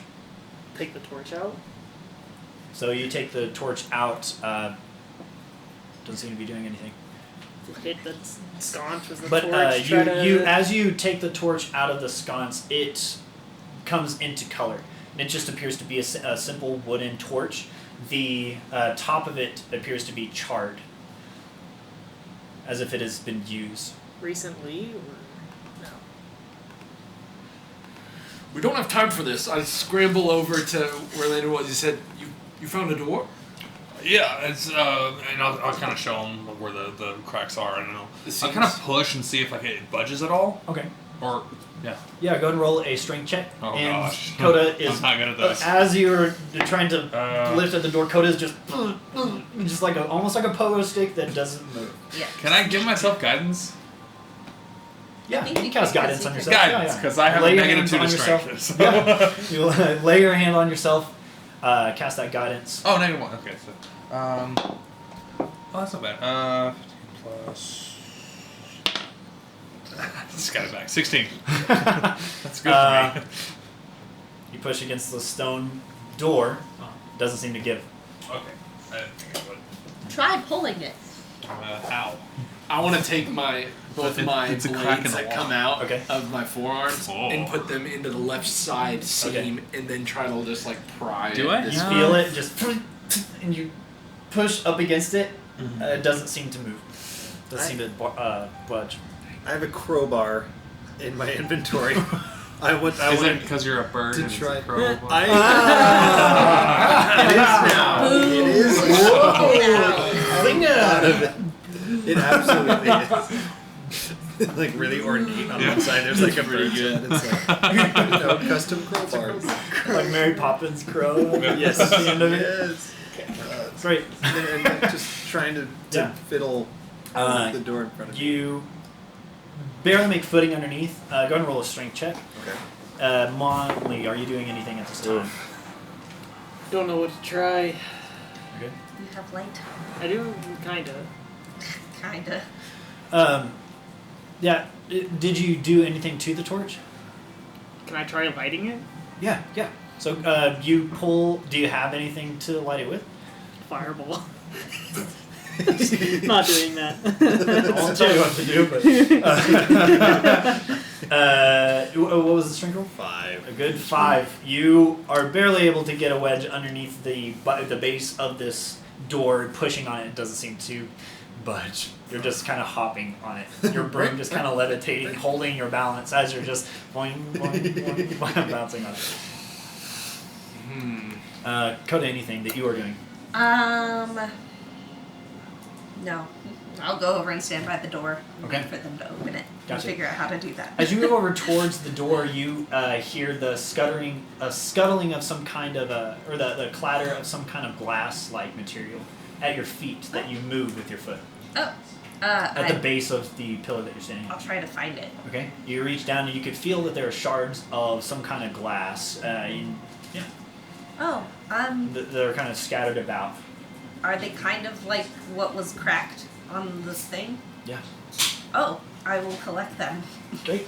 You do collect them, and you are you have And then them. I'll try to arrange them correctly on my weird statue thing. Gotcha. So you do so. You're trying to arrange sort of a puzzle piece pattern on that weird cracked surface, flat surface that you saw. Does anyone have a light? I found this torch. I just don't have any way of lighting it. Did you say you want to fight? I have a tinderbox. Can I borrow that for a second? Here you go. I'll light the Toss it torch with the over. tinderbox. Okay. Takes you a moment to figure out how a tinderbox works, and you do. Striking it on that torch, just it illuminates, and there is a darkness that extends off from the surface of that torch, and it sort of illuminates the room. You can see that the room it's about 40 feet in diameter, and in the center of it there is a raised platform about 8 inches off the ground, and the surface of everything appears to be dark with tinges of white, as if everything is a noir tinged color that is illuminating off of this torch. The light, everything that the light touches from this torch starts orange at the base of the flame, and it extends out in a darkness, cast on the surface of everything with light sort of masking the edges of it, as if shadow and light has shifted colors. And you can see, that pillared, that platform, and in the center of it a pillar, and at the top of it you can see that there is that darkness is reflecting off of the surface of that cracked piece, and it sort of reflects in Coda's eyes as Coda is trying to arrange it. Coda stands up fully, and it reflects onto Coda's chest and shoulders, and then out onto the wall from there. The light that doesn't reach, that darkness, I guess, that doesn't reach the other areas of the room. You can see at the base of where the ramp was, there do appear to be different kinds of bones from different creatures, humanoids. Is there anything above that kind of like doorway that we fell through?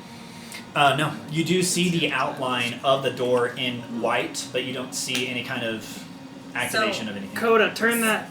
I twist it and I tell everybody to like stay away from the doors. Okay. But I'm trying to get muted first. Yeah. Okay. Yeah. So I point it towards that door. Okay. So you point it towards the door, and the reflection of that darkness beams over towards the door. It doesn't necessarily seem to do anything, and it's sort of you see the different lines of cracks in white being reflected on that darkness being reflected onto the door. Who is mending? I don't have me. Mending Uh, this lamp. As you are turning the light that is just softly illuminated from the glow of the torch, you can see that there are other torches that are lining the wall, and you can see that there are different alcoves behind those torches that appear to have a reflective surface as well, and those reflections from the light of the torch that is lit are bouncing off in a haphazard way off of the alcove recessed section of the torches. I'd go through and light the rest of the torches then? Okay. You do so, you lighting one, the reflection bounces to the mirror, or the sort of mirror section in the middle, and you're lighting each of them, and all of them seem to in a different sort of pattern, silhouetted in the air. You're seeing different patterned beams, radiant beams of darkness going towards that statue figure in the middle, and all of them, you can see that there are 6 different torches that are being lit with that 6th torch in your hand.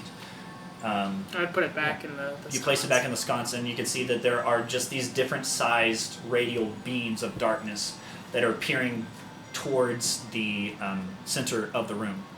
And you can see whenever it is placed in that back in their sconces, the light that is just naturally emitting in a wide arc condenses in on itself into just that little pocket of mirrors, alcoves. And they seem to peer towards the center of the room where that statue is, and everything is white again except for those dark beams pointing towards it. From mend this. The mirror in the Yeah. middle? Okay, yeah, I cast mending on it. You cast that spell, and the glass, you can hear it's almost as if the sound of cutting glass just forms back into its original shape. And it is creating a perfect beam. You can see that the two beams that are facing, as you point the mirror towards the door that all of you came in, the beams hit that mirror.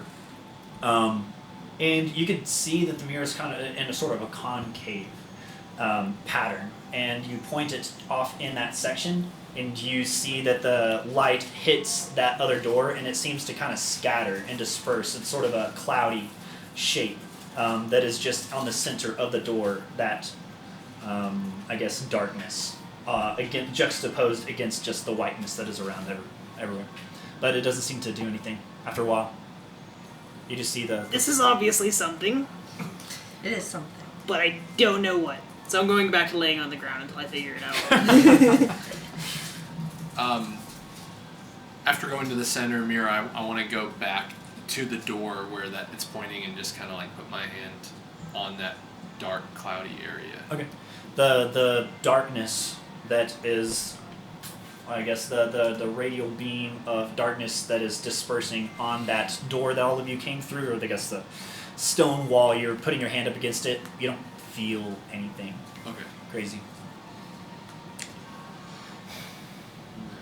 Should we turn the mirror around the room and see what Move we see? slowly.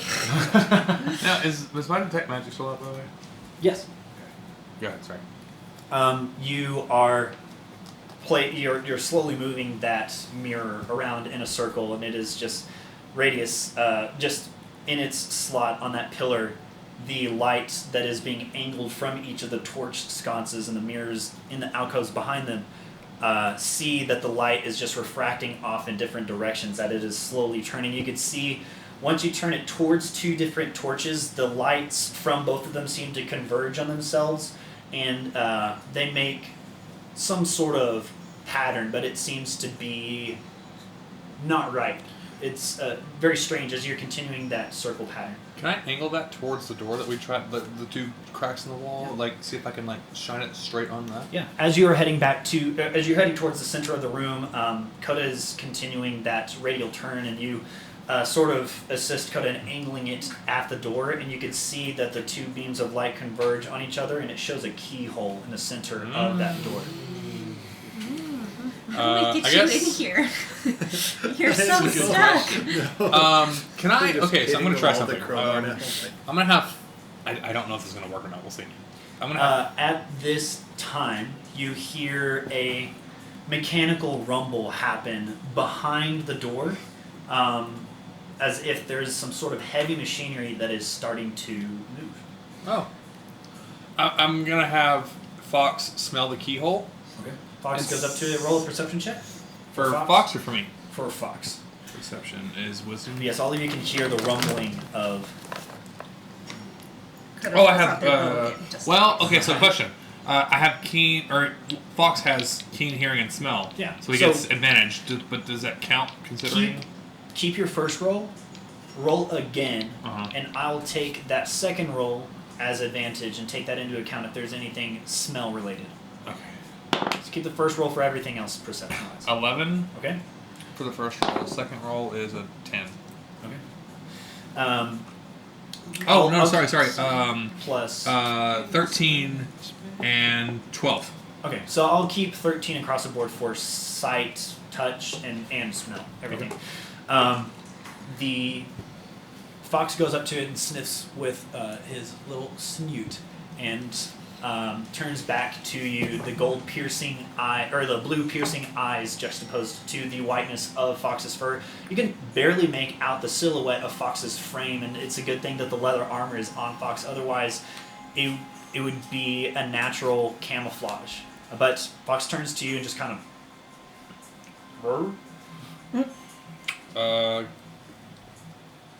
Can I see if Bonnet can see through the keyhole?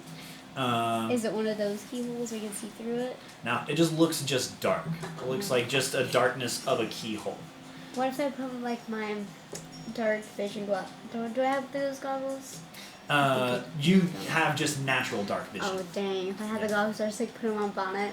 And Those like, are my goggles. No one else has those. oh, I thought I had those. No. I would like to Dang. try to pick the lock. I've got thieves' tools, Okay. so I'll Yeah. I'll try to. I was trying to find the key. I don't have these tools. Go ahead I and should probably get something. roll your thieves tools proficiency. So just roll a d20 and add your thieves tools as. Actually, we're going to do a skill check challenge. I'm gonna hit you with guidance as well. Okay, guidance. So, the way that I would like to do thieves' tools, this is like very experimentational. Cool.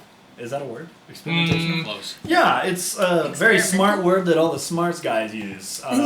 My smarts guys club that I'm a part of, we use that word. It's just experimental. Experimentational. Experimentational. So, It is not a word. It's an experimentation. disadvantage. Everybody up. Go to your room.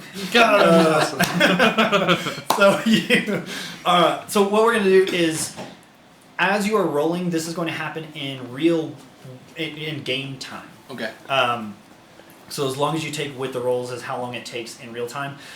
If you do not have proficiency with this skill, you are rolling a d4. You are trying to get a 2 or higher.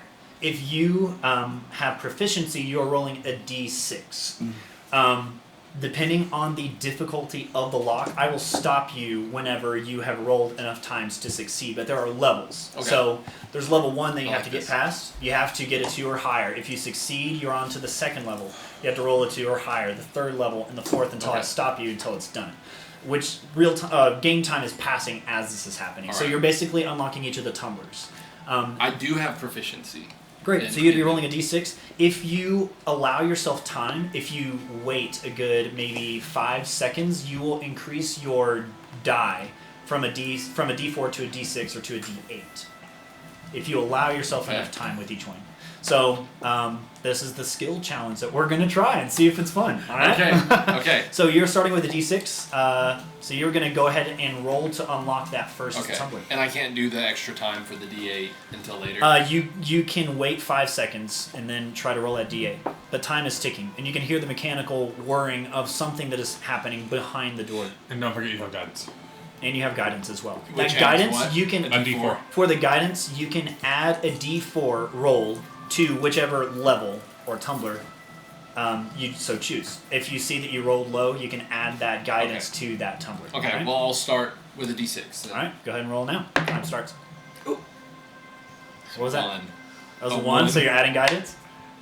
2. Okay, so you succeed through that. Go ahead and you can feel that tumbler loosen, and you can feel that there's another one.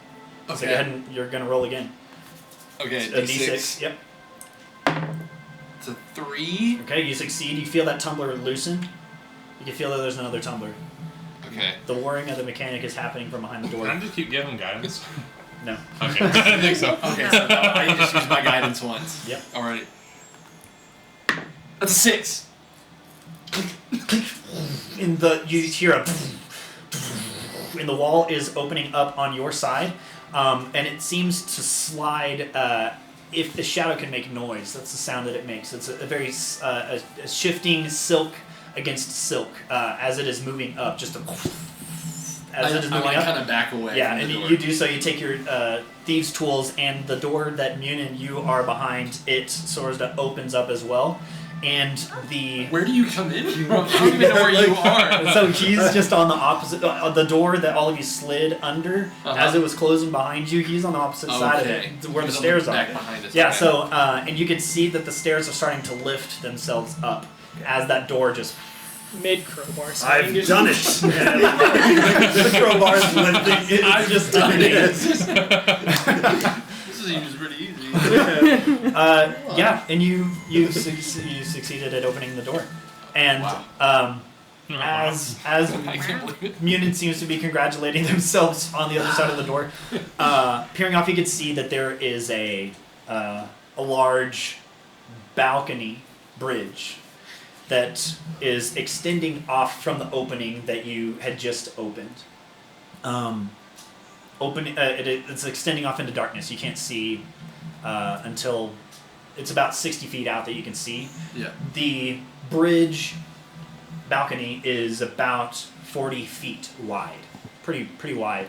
And then you can just see it extends off into darkness. You can see that there's two railings that are very ornate, elven drow ornamentation on either side, dark steel, and you can feel that the ground under, you can see that the ground underneath is made of a dark, deep ore metal as well. As it just, and you can hear that ornament, that mechanical whirring louder now that the door is opening and not muffling that sound, and it's coming from pretty far ahead. It's about, you can see that it's about 100 feet, or you can hear that it's maybe about 100 feet ahead of you. Can I send Bonnet? Yeah. There? Yeah, you definitely do. Bondit just comes off of your shoulder and just flitters off. And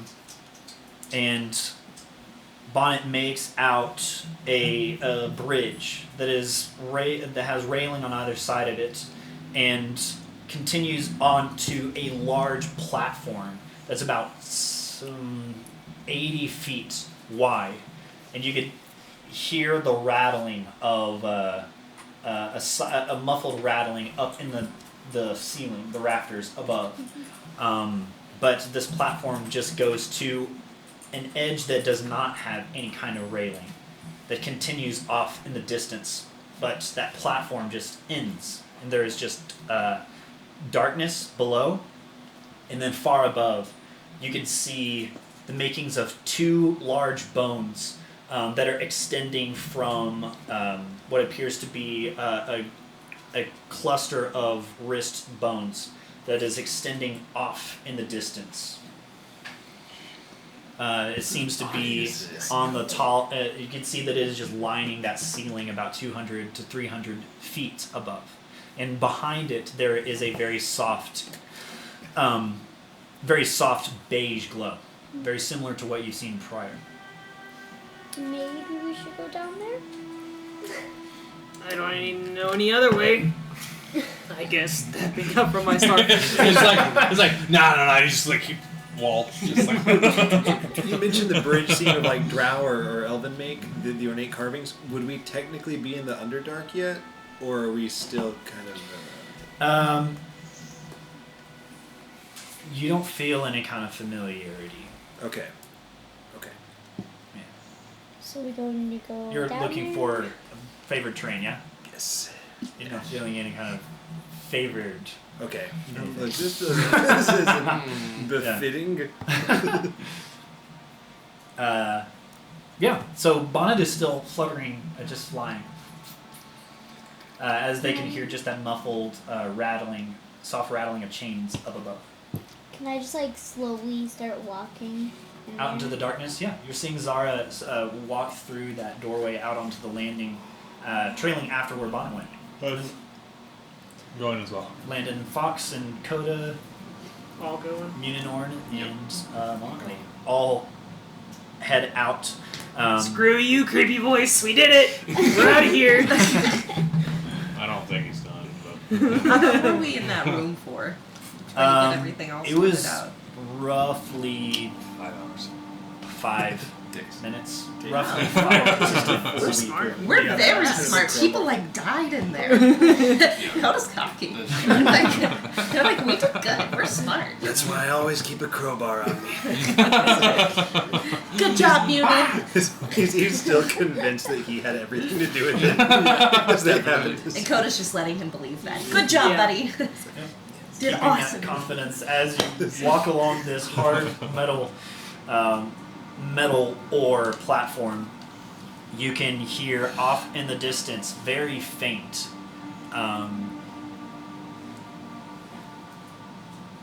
you can hear a "Keep up, all you sun-kissed and shadow-touched." Are they flirting with us? I think so. That was a very lovely compliment. Thank you. Son.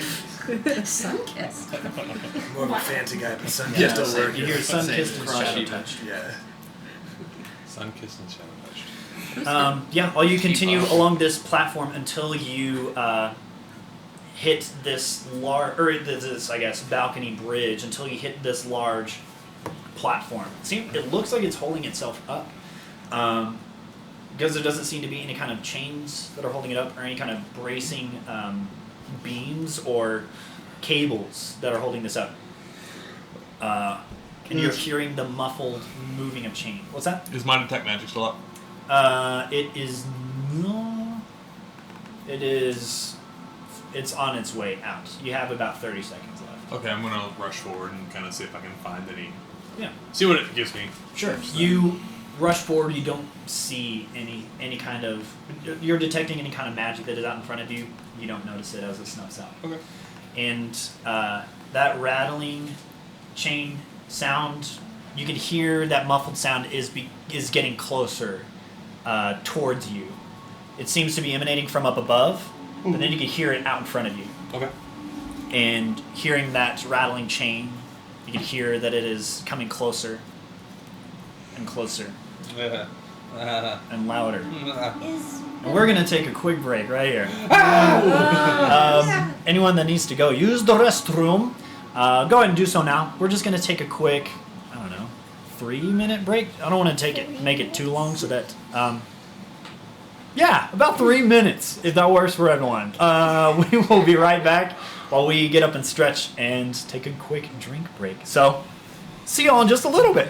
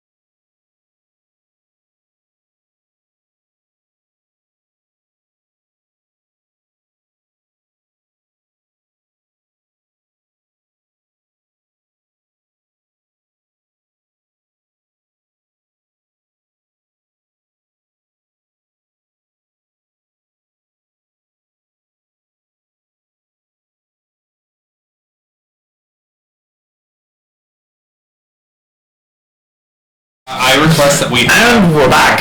So, Hello. everyone hearing this muffled rattling chain getting closer and closer, louder and louder off in the distance, you are seeing in that darkness in front of you the silhouette of two large, or two sets of long cord cable, something long and thin, extending off into the air, being silhouetted by the white beige of the ceiling above, and then that of silhouette of a large structure underneath those two long cords or cables or chains. And you can see that there is a large platform that has a triangular wall on either side holding onto a square base. You can see that each edge of that square is maybe 20 feet length and width as a floor.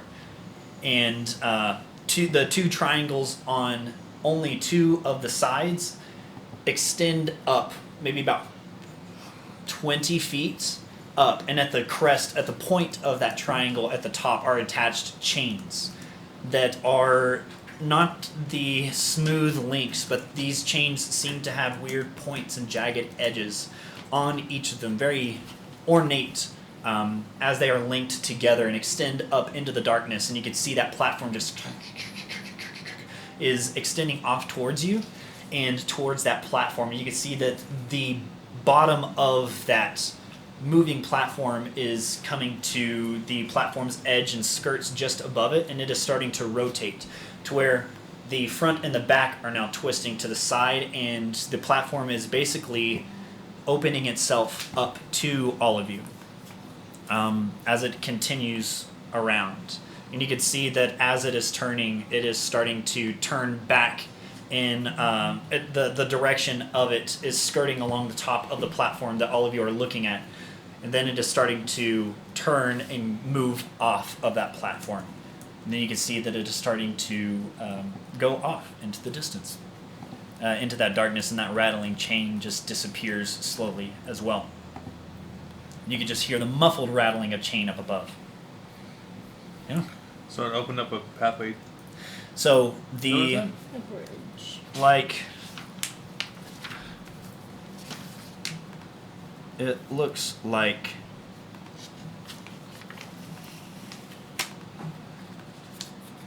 this for all of the people that are watching at home, like so.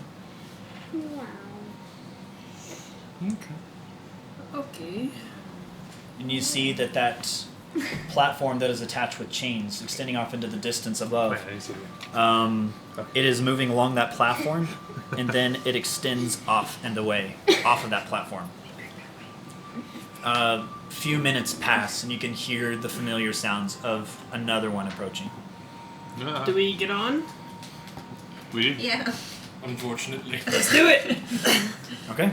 But I stay on my broom because this seems precarious. Like, Okay. So things are just gonna keep happening to us. And and I'm like, so guys. Can I quickly run across the bridge?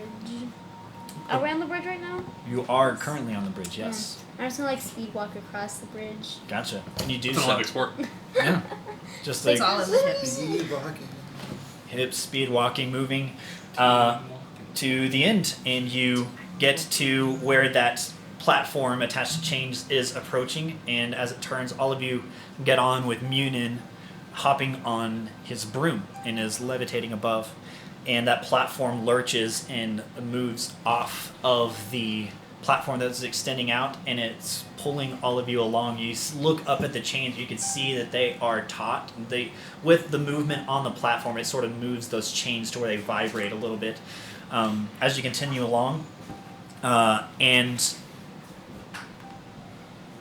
of you, the ceiling beyond was masked with a sort of, it's almost as if y'all were in a large opening of a cave.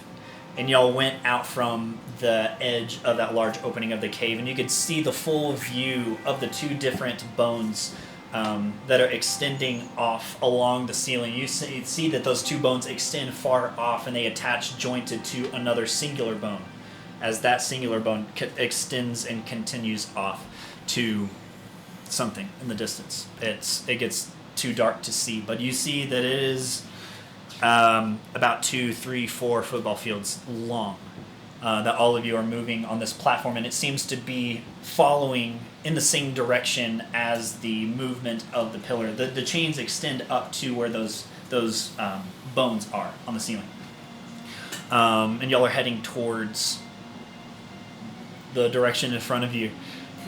With the movement that is happening along the chain, all of you hear a shudder of stone off in the distance towards your north, towards your right, if you're looking in the direction that the platform is moving.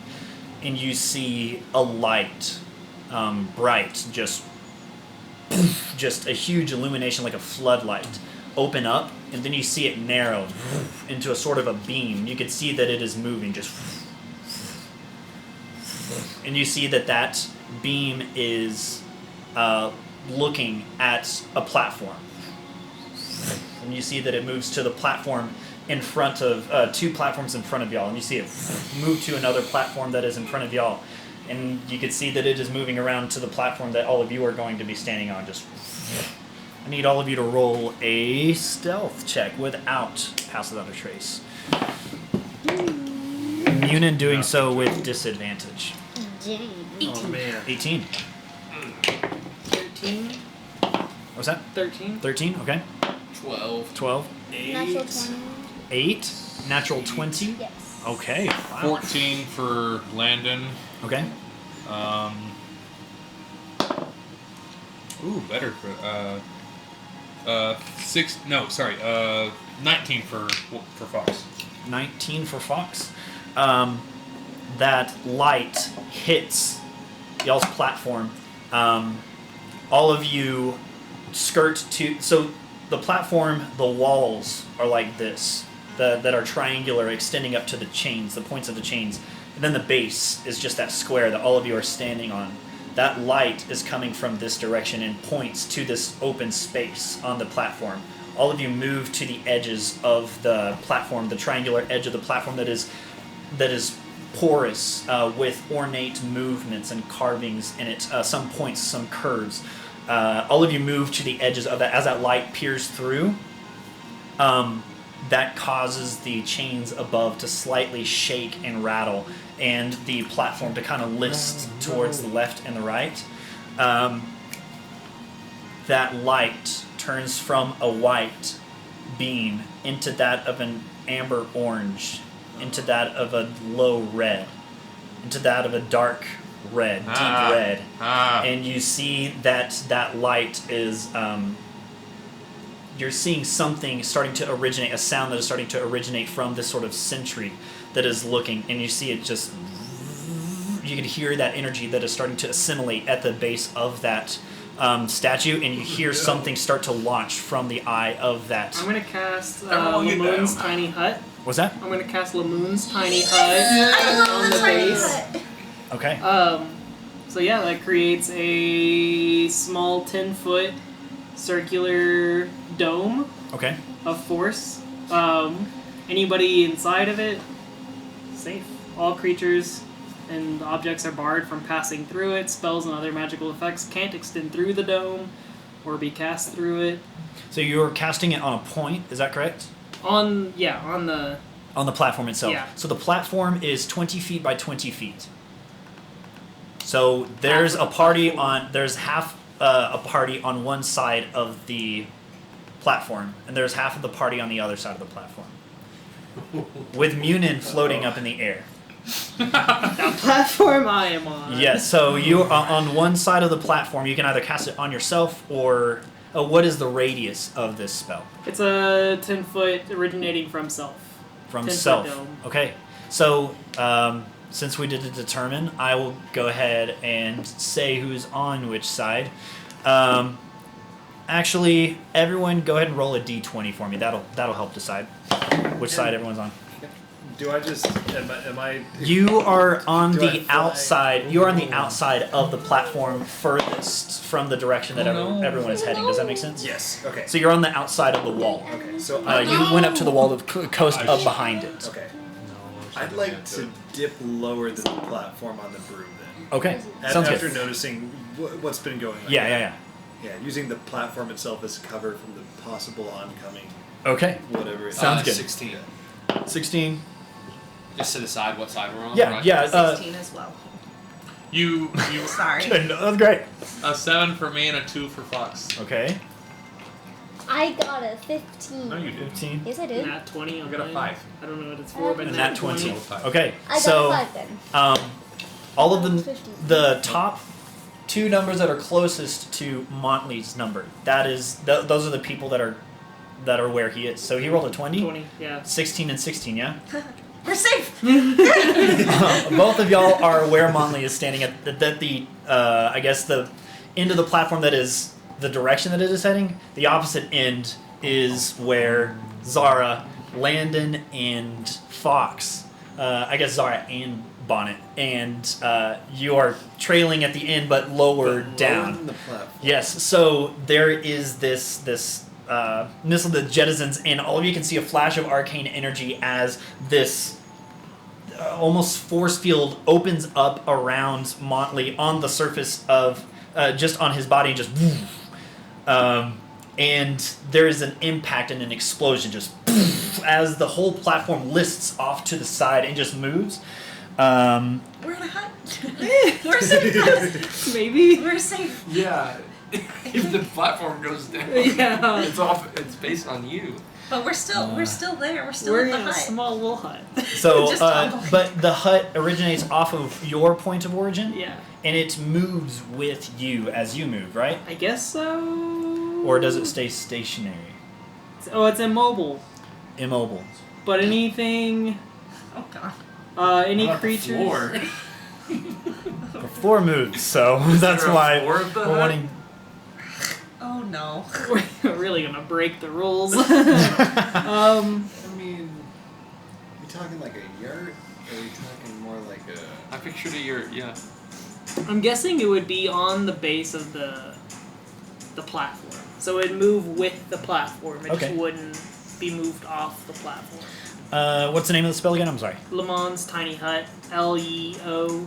Leomund. Alon's tiny hut. 10 for radius. My dog after this. Immobile dome of force. Is this the casting time? What is the casting time on it? 1 minute. Never mind. I guess it wouldn't be quick enough. This happens within about 10 seconds. All right. Nice try. As you're trying to cast this spell Good thought. that is happening, just That was a good try. there's a huge eruption, an explosion that happens on the center of the platform. The platform immediately shifts off to the right and it rocks in the opposite direction of the impact of the explosion. You take half damage from the explosion, but everyone takes 12 points of damage. Fire to- damage.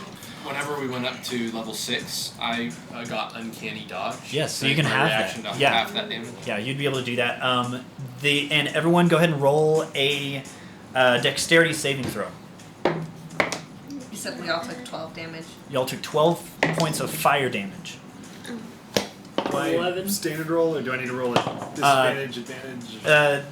You just a standard roll. Okay. Standard roll. You're familiar with how to fly on your broom. What would you say? A dex save. Roll a Dex dex save, saving throw. okay. Yes. 17. 17. Okay. Natural 20. How do you keep What? Look at you. 10. A 10. Solid 10. We're going with Orin, 14. 14, and then Montley, I got 10. a 10. 17 for Landon. Okay.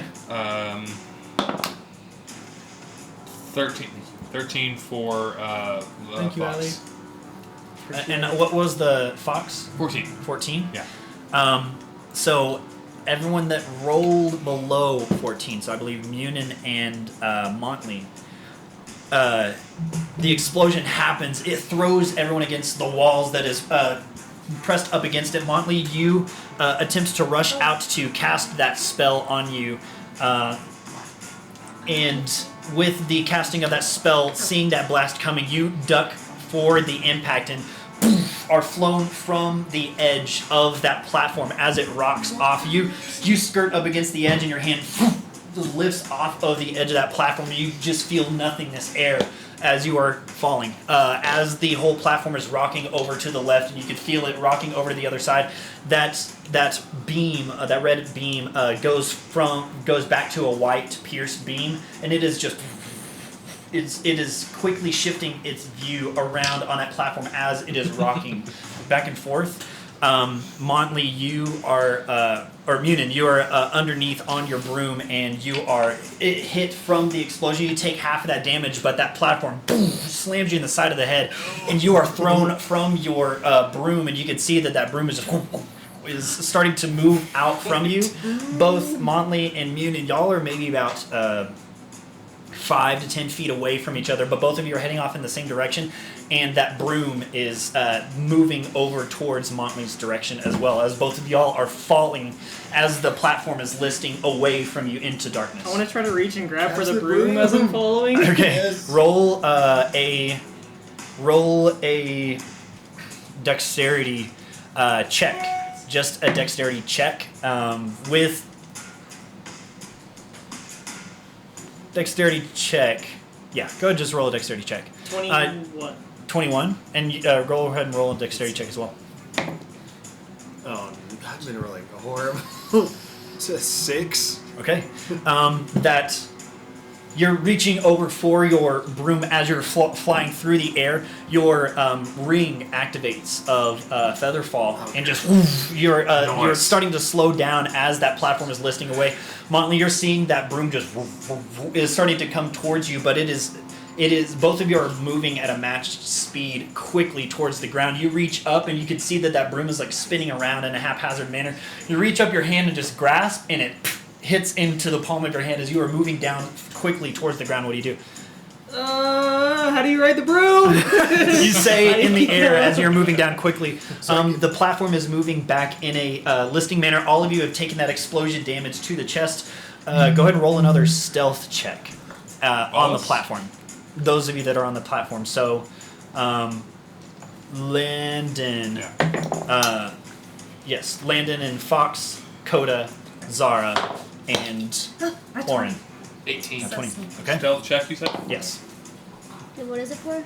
Stealth. Stealth. Yeah, so you have plus 0 to that. 17. 17. Ooh, buddy. Landon rolled a 14. Fox rolled a 12. 14 and a 12.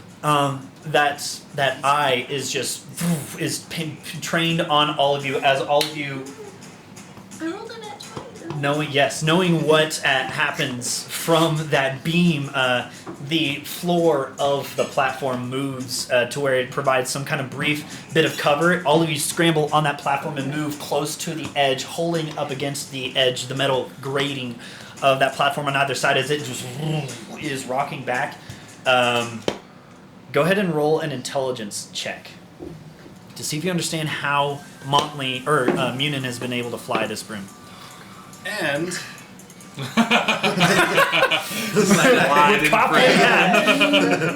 I can send the broom to travel alone to a destination within 1 mile if I speak the command word. Yes. Do I have enough time as we're falling to process that in my brain and try and aid him in like...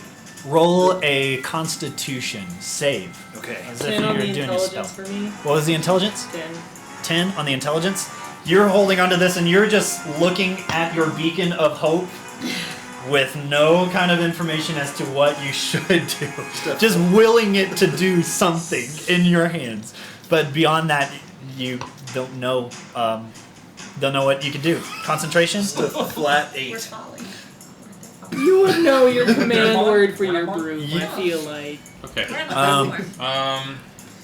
You In self-preservation Think- throws, what is he You- thinking about? Yeah. mummer your command word Those two are fine. out into the air for that thing, and Montley just looking at it as a beacon of hope. It just And just started moving off in the direction towards Munin. As Munin is just like feather falling, you see Montley on the back of the broom, just with two hands gripped onto it, flying up towards you. Imagine just making the R2D2.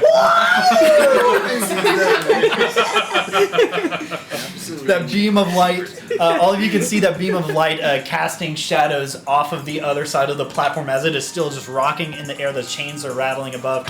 And the broom comes to you, and you grab onto it, and you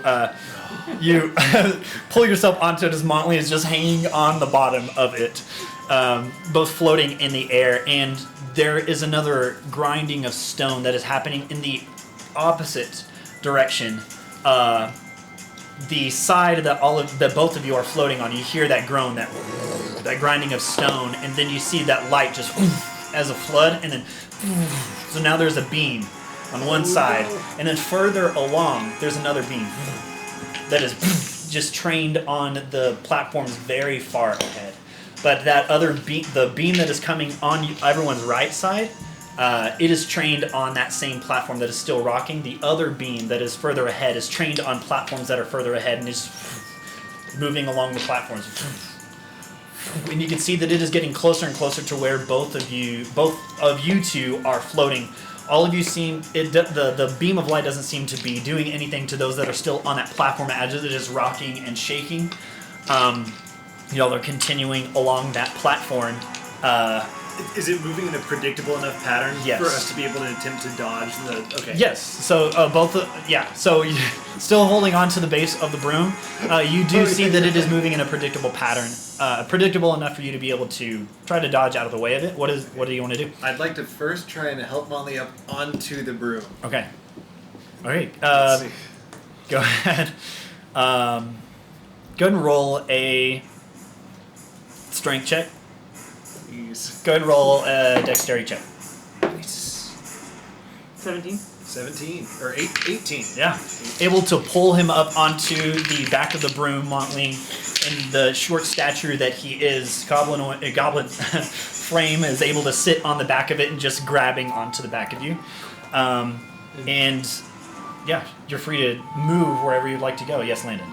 Is anybody else falling, or are we pretty much good to go? No, y'all are still rocking on that platform, but no one else has fallen or moved, and it looks like that light is still trained on all of y'all, and just with bated breath waits for anything to happen as the chained platform is rocking in the air. I'm gonna take my climbing gear, and I want to stab a pick into the ground and kind of use the rope to hold on to, and kind of hand that out to other people. Yeah, the platform is metal. Oh, that's not gonna work. Never mind. Okay, but the wall that is on the edge, it is porous and open. There are ornate designs that are pretty spacious. There's maybe 1 to 2 inches every now and then of spacing in the ornate design on either wall. And These things that are shooting the lasers, is it some sort of construct, or is it what is it shooting from? Roll a perception check with disadvantage. shooting lighters, they're shooting from above us? It seems to be level with all of the platforms that are moving. The platforms moving. Yeah. The two beams of light that are moving around seem to originate at a very exact same level, about 200 feet off in the distance from either side. And no one's hit that light yet? No one has hit the light. The light that is... There are two different, I guess, beams of light that are originating from one side of the wall and one originating from the other. Yeah. The one that y'all first interacted with, it is still trained on y'all's platform. Okay. That is moving along. 5. You have no idea Is what it on the sort frick of this any thing sort of is. platform or anything at least? You can't see off that far to see, and there is not enough light that is illuminating from this thing. Wherever it is on whatever it is, you're not able to see the makings of it. All you see is just a beam of white light that is being cast. I'm going to cast Magic Missile at it. Okay. How far is the range? 120 feet. Is that close enough? Or I'll allow it. Yeah. So you cast a magic missile. Go ahead and roll for damage. You are casting it. So, just for quick reference, platform. All of you are moving. Here's the first beam of light. Second beam of light is further along as this platform is moving. Again, same level. Y'all were flung off of the edge on this side. So you're closest to the one that is further along. Does that make sense? yeah. So this is going to be the one that you'd be shooting at, the one that is further ahead. Is that what you want to do? Yeah. Okay, great. Just want to double check. 7 points of force damage on these. Okay. And how many are being shot? 3. Gotcha. Just all 3 of those magic missiles. You can see that the purple arcane energy that is pulled from the. Oh wait, sorry, I rolled that wrong. It would have been just one. Yeah, just one d4. 4.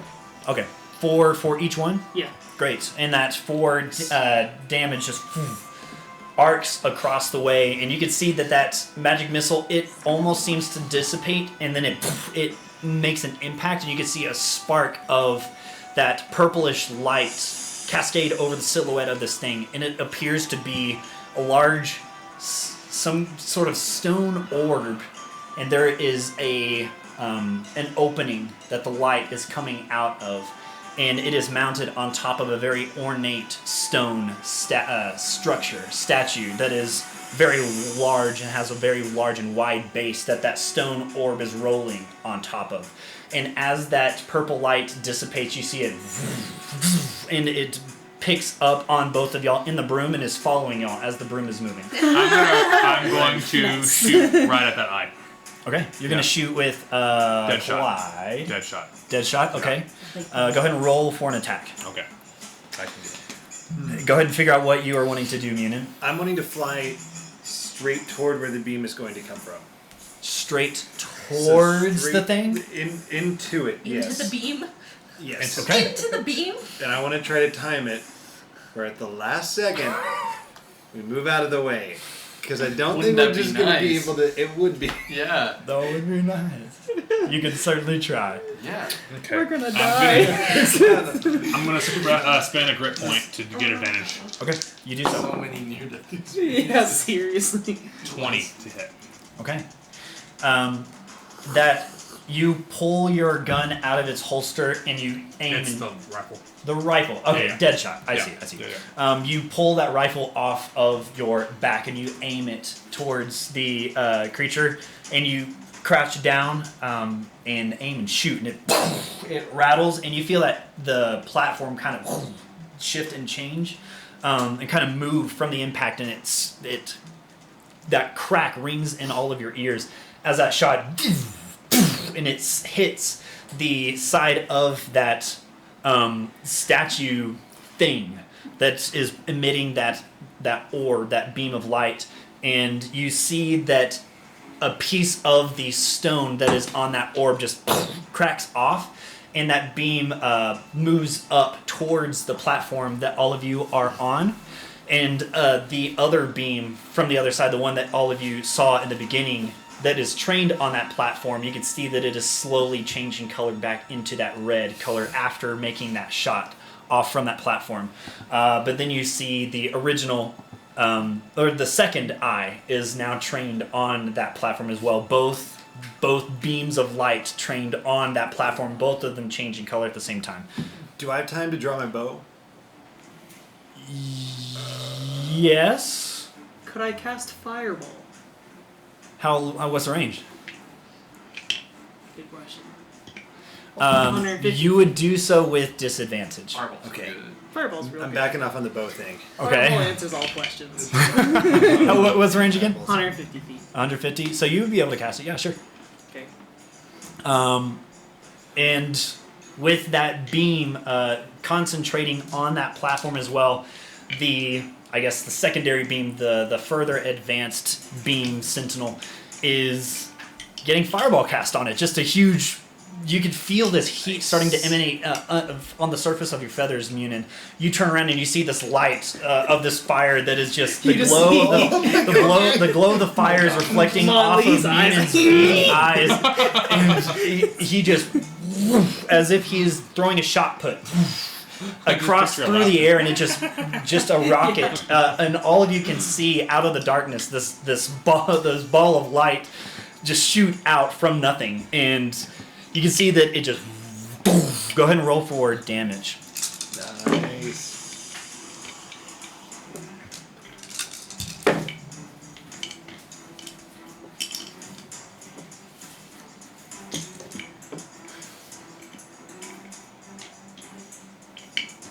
Math, sorry.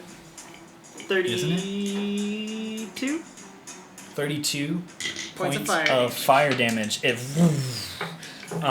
seems to smack into the mid section of this statue. Trying to get a rough estimate of the distance. It is in the flash of light that is fireball. It just engulfs this thing.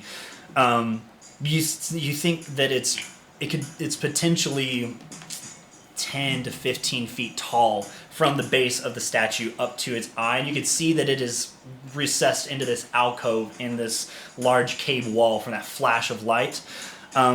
You see as the fire dissipates, it is just caked in soot from the light that is disappearing out of the way, and you can see that it has made a divot in the middle of this statue, but it doesn't seem to have made the full impact that you would expect from a fireball, and that beam trains down onto both of you again, and that beam is now that full red, as the red is that full red on the platform as well. Both of them explode.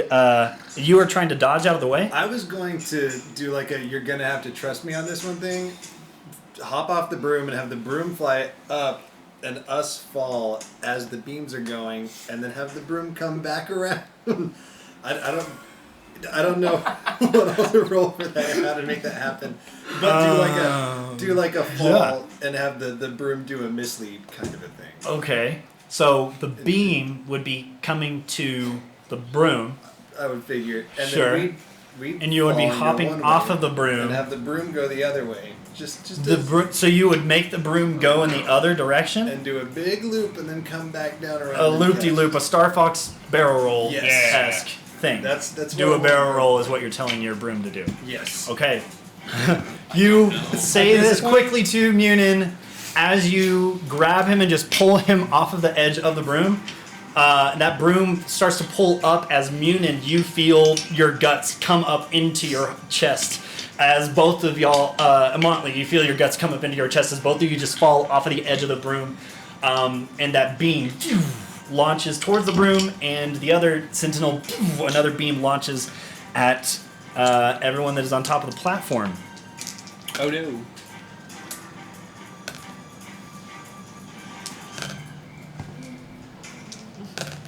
Don't raise your eyebrows like that. I should have like So- my cloak to the broom where it was a better mislead. 12, a huge explosion, 12 points of damage to everyone that is still on the platform. Is that Again, us? Yeah. roll a dexterity saving throw to see if Um, you are still on the platform as well. Okay, so I'm going to use absorb elements as a reaction.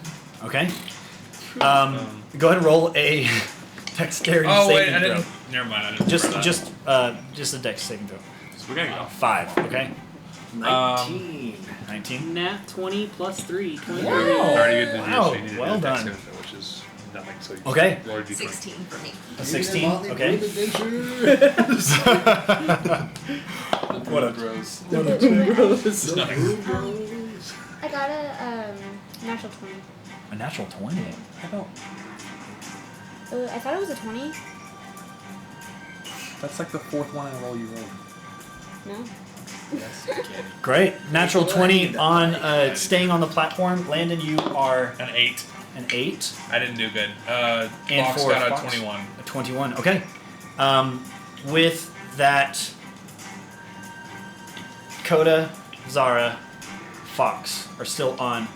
That huge explosion landed. You stepping out onto the middle of the platform to right yourself for Deadshot. and Orin. Both of you are. You could feel yourself sliding up against that platform as it is rocking. That explosion knocks it up even further. Everyone that succeeded on that roll is able to grab on, but Orin and Landon, y'all are both grabbing onto anything for that even the railing, and you just fling off of the edge of that platform. And both of y'all are falling down as Munin and Motley.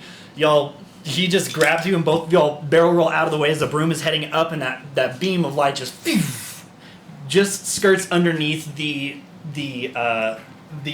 bits of hay that are on the end of the broom, and with that light dissipated, you can see there's cinch marks underneath that broom as it moves up, and both of y'all are going away from it. That broom turns around upside down and starts to swoop out underneath y'all as you can hear the rushing of wind in your ears just falling, and that broom comes around, and you're reaching out to grab it, and you do so. Go ahead and roll a strength saving throw.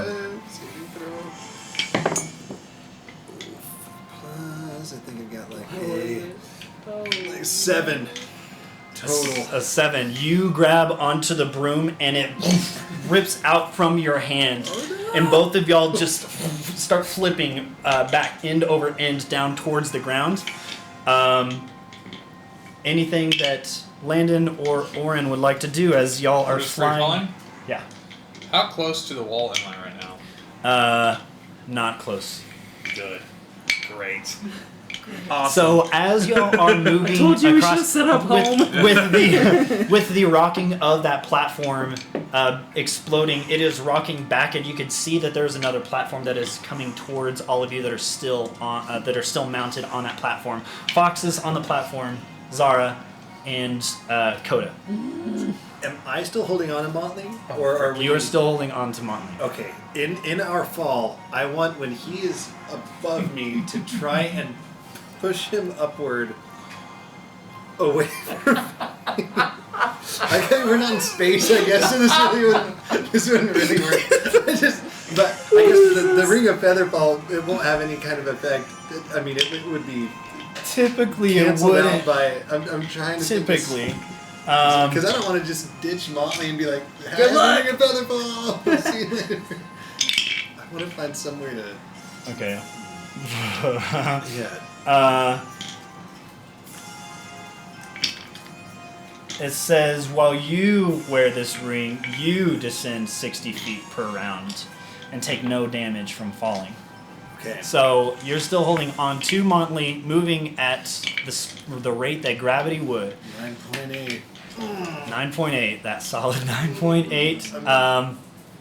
Both of y'all just barrel towards the ground. Motley, I'm so sorry. This is going awesome. Those that are still on the platform, go ahead and roll for Fox, but it's going to be a stealth check. Stealth check for Fox? Yes. Go ahead and Landon, what were you going to say?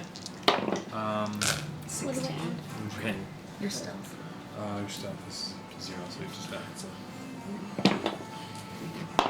die. Fox got a 18. Okay. He's the stealthiest. 12. Okay. And I was 16. Okay. You see that beam of light is still trained on you as this platform is just rocking. All of you are still trying to hold on to it. Just not scars, but just Burns. burns across the surface of your exposed skin. But you are still holding on to that platform with dear life. Landon and Orin heading towards the ground. Both of you suffer 19 points of bludgeoning damage as you slam up against the ground. And you can see that you land on uneven ground and surface, and both of y'all hit the ground and roll, and both individually slam into different stalagmites up against that are jutting out of the ground. You just slam into the edges of them. Where are we in relation to them in our fall? Would I have time to bail and try to send a broom for Motley? You would not, no. Okay, Cast then friends I on the bail. ground. I Sort of bail. hug you Befriend instead of the ground. I bail from Motley. I'm sorry, Motley. So you release Motley, yeah? Yes. And that you are both spinning, just backflipping. You just release Motley, and Motley just slingshots off of you as you just right yourself into a feather fall, moving at 60 feet towards the ground. You're just kind of in this stunned 1,000-yard stare at the ground below as Montley just is flung down at it. Montley, you smack and hit the ground as well. You don't take as much. You're not gonna. Not as much die are taken into account for your fall. You take 11 points of bludgeoning damage as you're flung into the ground.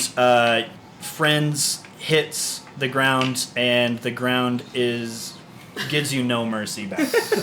How far did you guys fall? A lot. How far was that? The statue was. It's hard to say. It's around 150 feet ish. I mean, I'm 3 foot tall. Yeah. But That's a long way. It's kind of like, but like if you dropped a grasshopper from the top of like 1,000-foot cliff, it wouldn't end up taking damage. So we're because of swinging like towards the weight other to- platform that's not Yeah, moving, sorry. right? Yeah. So the platform is Just moving in shake the it off. opposite direction towards y'all as y'all are moving, almost like That's gondolas like that a are good passing or each other, something with the- just swinging back and forth. And you can see that other gondola is just stationary moving. Y'all are just moving along, and just that other platform is passing along. But you see that light is trained on your platform that is still swinging, but it is not doing anything. All of y'all that are on the ground, pick yourselves up. Looking around, you see that it is almost a forest of 1 to 2 to 3 to 4 to 5 foot tall stalagmites that are pocketing the ground. Each of them in clusters, every now and then spaced maybe about 3, 4, 5 feet apart from each other, interspersed, that are on the ground. It's crazy that y'all did not impale yourself on any of these rocks. These stalagmites out on the ground. Not going for it. It's always bright side. So yes, We might be down that in feather this fall deep is ravine. coming down as your broom is able to loop around, and you're able to grab onto it successfully and mount it.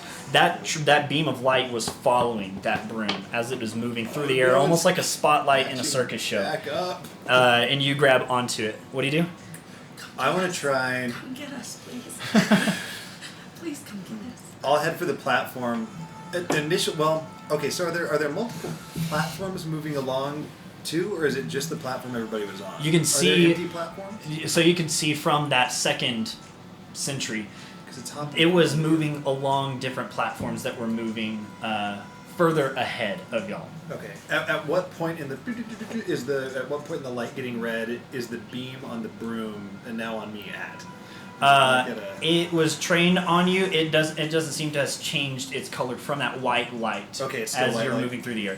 Then I'm gonna head for the platform that they're on in hopes that I can snag them and then use the platform for cover from the beam attack before the beam attack hits. happens. Yeah. Okay. So, At 150. everyone can see almost like a spotlight in a circus. Munin flying through the air on the broom with that spotlight from the second sentry, trained on him. The first sentry's beam of light still looking at the platform that he is headed towards. And as Montley is coming up on that swinging platform, knowing that Coda, Zara, and Fox are still on that platform's landing, moving up towards it, the beam that you are running away from is starting to go from that orange, or that yellow, to that orange, to that red. As you're nearing that platform, it is swinging. All of you see that beam of light trained up towards y'all. You can see that it is changing color as all of you are rocking, and you're wondering why this other thing is trying to hit you. And see Munin flip over onto the other side as the platform's floor is rocking up, moving right behind the floor of the platform as that beam it hits the underside of that platform. The chains get slack and move up as that platform just sort of jettisons up from underneath all of y'all. And go ahead and roll a dexterity saving throw to see if you're able to hang on. 16 plus. All of you on the ground, you just see a puff of dust out from you, and darkness, and just these forest of stalactites and mites. whatever you would like to do from here, you can, seeing all of this action happening above. Dirty 20 for me. Dirty 20, 19. a 19, Fox rolled a natural 1. a natural 1. Fox trying to hold on to anything for a grip. It's crazy that Fox is able to dexterously hold himself on that platform on his own anyways, but that huge poof, that blast comes up towards you, Munin, and you pull yourself back in the air as Zara and Coda are able to hold onto that platform itself, but you see that Fox is jettisoned up into the air towards you and is moving buddy. past you towards the ground. Buddy. Just like Fox trying to right himself in the air by moving his arms and legs in the air. No. Is that from the beam no. that was tailing me? The one that was tailing you. Okay. The one that was the first one that was trained and wasn't doing anything. You see that it catches sight of you, Okay. and it is now trained on you as you are moving. I'm going for Fox. Okay. Same. So you start to head down as Coda and Zara are still on that platform, holding on for dear life. You zoom down towards Fox that is just spinning in the air. Go ahead and roll a strength saving throw. Or a strength While check. this is happening, I'm gonna ask Zara for her hempen rope. Okay. I'm gonna tie them together Okay. with my hempen rope. Gotcha. I have 100 feet. How much do you have? I don't know. Let me look. 19. A 19.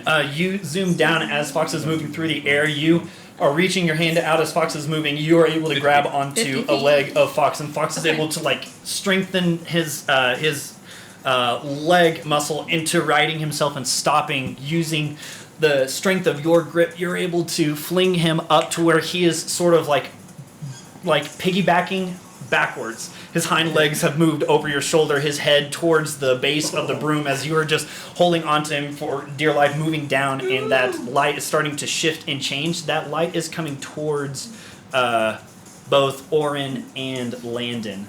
You can see that Fox, flung from that platform, is heading towards y'all.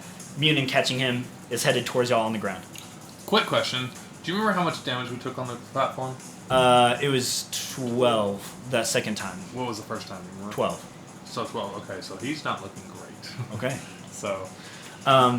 You I have 100 feet and she has 50 feet, so I'm Gotcha. gonna tie it together. Gotcha. Yeah. Well, as that platform is launched up and slams down, the chains tightening their grip. That slack loose, is being pulled taut. You are reaching into your pack, trying to stay stealthy as both lights are trained now on the moving figure in the night. You try to tie those ropes together, and you do so successfully. Nice. And then I tie it to the gondola, what we were holding on to, Okay. Yeah. the wall of it. Great. We'll tie it to that. Okay. And I'm like, okay, Zara, we gotta start climbing down. Okay. Okay. So the platform moving along, you are holding onto that rope, getting ready to pull yourself over, but the We're gondola gonna is just awkwardly moving. yeah, so I guess, is it going very fast or kind of slow? It is, at this point, it is with you tying off those two ropes and then the rope combination to the edge of the platform. You can see that it is slowed. It's rocking Okay. back and forth. All right. As both of you are trying to descend down that rope, and it is Yeah. slow going, but no check is necessary. You're able to do so. As just you're start heading towards the ground, the light of the first sentinel is being ready to be shot. Okay, I cast Speak with Animals, and I tell Fox, I'm gonna get you close, then you've got to jump. Okay. You cast that with animals as that light turns from yellow to orange. You speak to Fox. As you say that sentence, it changes from orange to red. You are nearing the ground. You're getting close to Landon and Orin on the ground. Orin, you... Yeah, am I within 120 feet Yes. of the nearest sentinel? Of the nearest sentinel, no. No? Okay. Then I don't know what to do.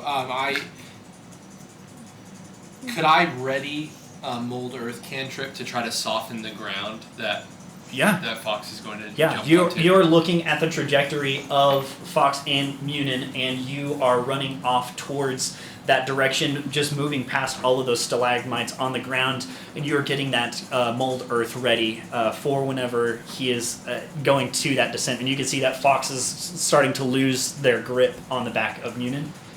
I'm gonna like try to catch him Okay, because he's sounds good. like I said, he's looking bad. Yeah, you're moving So- off in the direction of Fox as well. And Montley, anything that you are wanting to do after you have befriended the ground?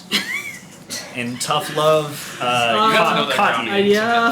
Thankfully, that ground caught you. So are the Sentinels still like looking at the ground trying to find us, or are they? No, so the two sentinels, first one that is further away now at this point is trained on. Both sentinels are both trained on Munin, on his broom, and Fox on the back. And I'm So- planning once the second fox jumps to pull up. Tail up. Yeah. Okay, sounds good.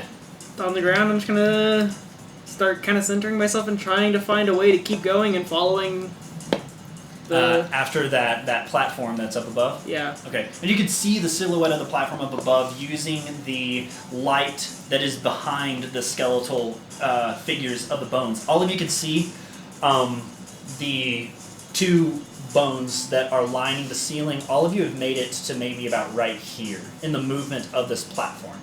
And you can see that it extends onwards all the way up to the shoulder. That all these platforms are heading towards and moving away from at the same time. So yeah, you start to head. You're moving with those platforms as well. Mm-hmm. But kind of keeping an eye on the people behind me. As Yeah. Well. So like not getting too far ahead alone, but Yeah. also. So yeah, great. That beam changes from that orange to that red, and you are nearing the ground, and you can sort of the bright light of that spotlight are trained on you. You're not able to see anything outside of that beam of light.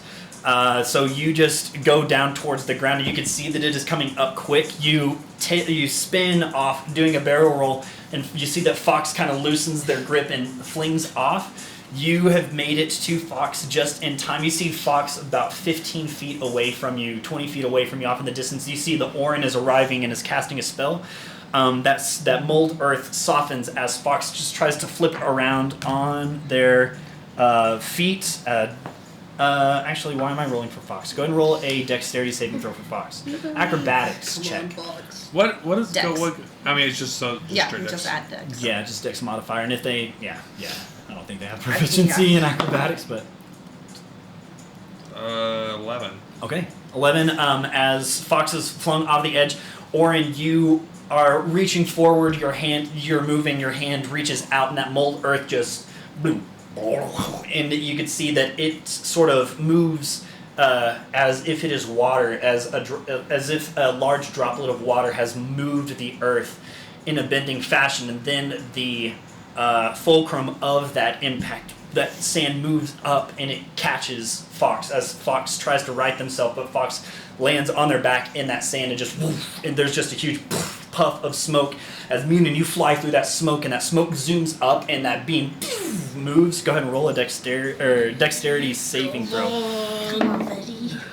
Oh no. How about 9 total? 9 total. As you zoom up, passing through that dust, you are hit with that wall of dust as you're flying up, and that beam, you feel huge searing heat smack up against your back.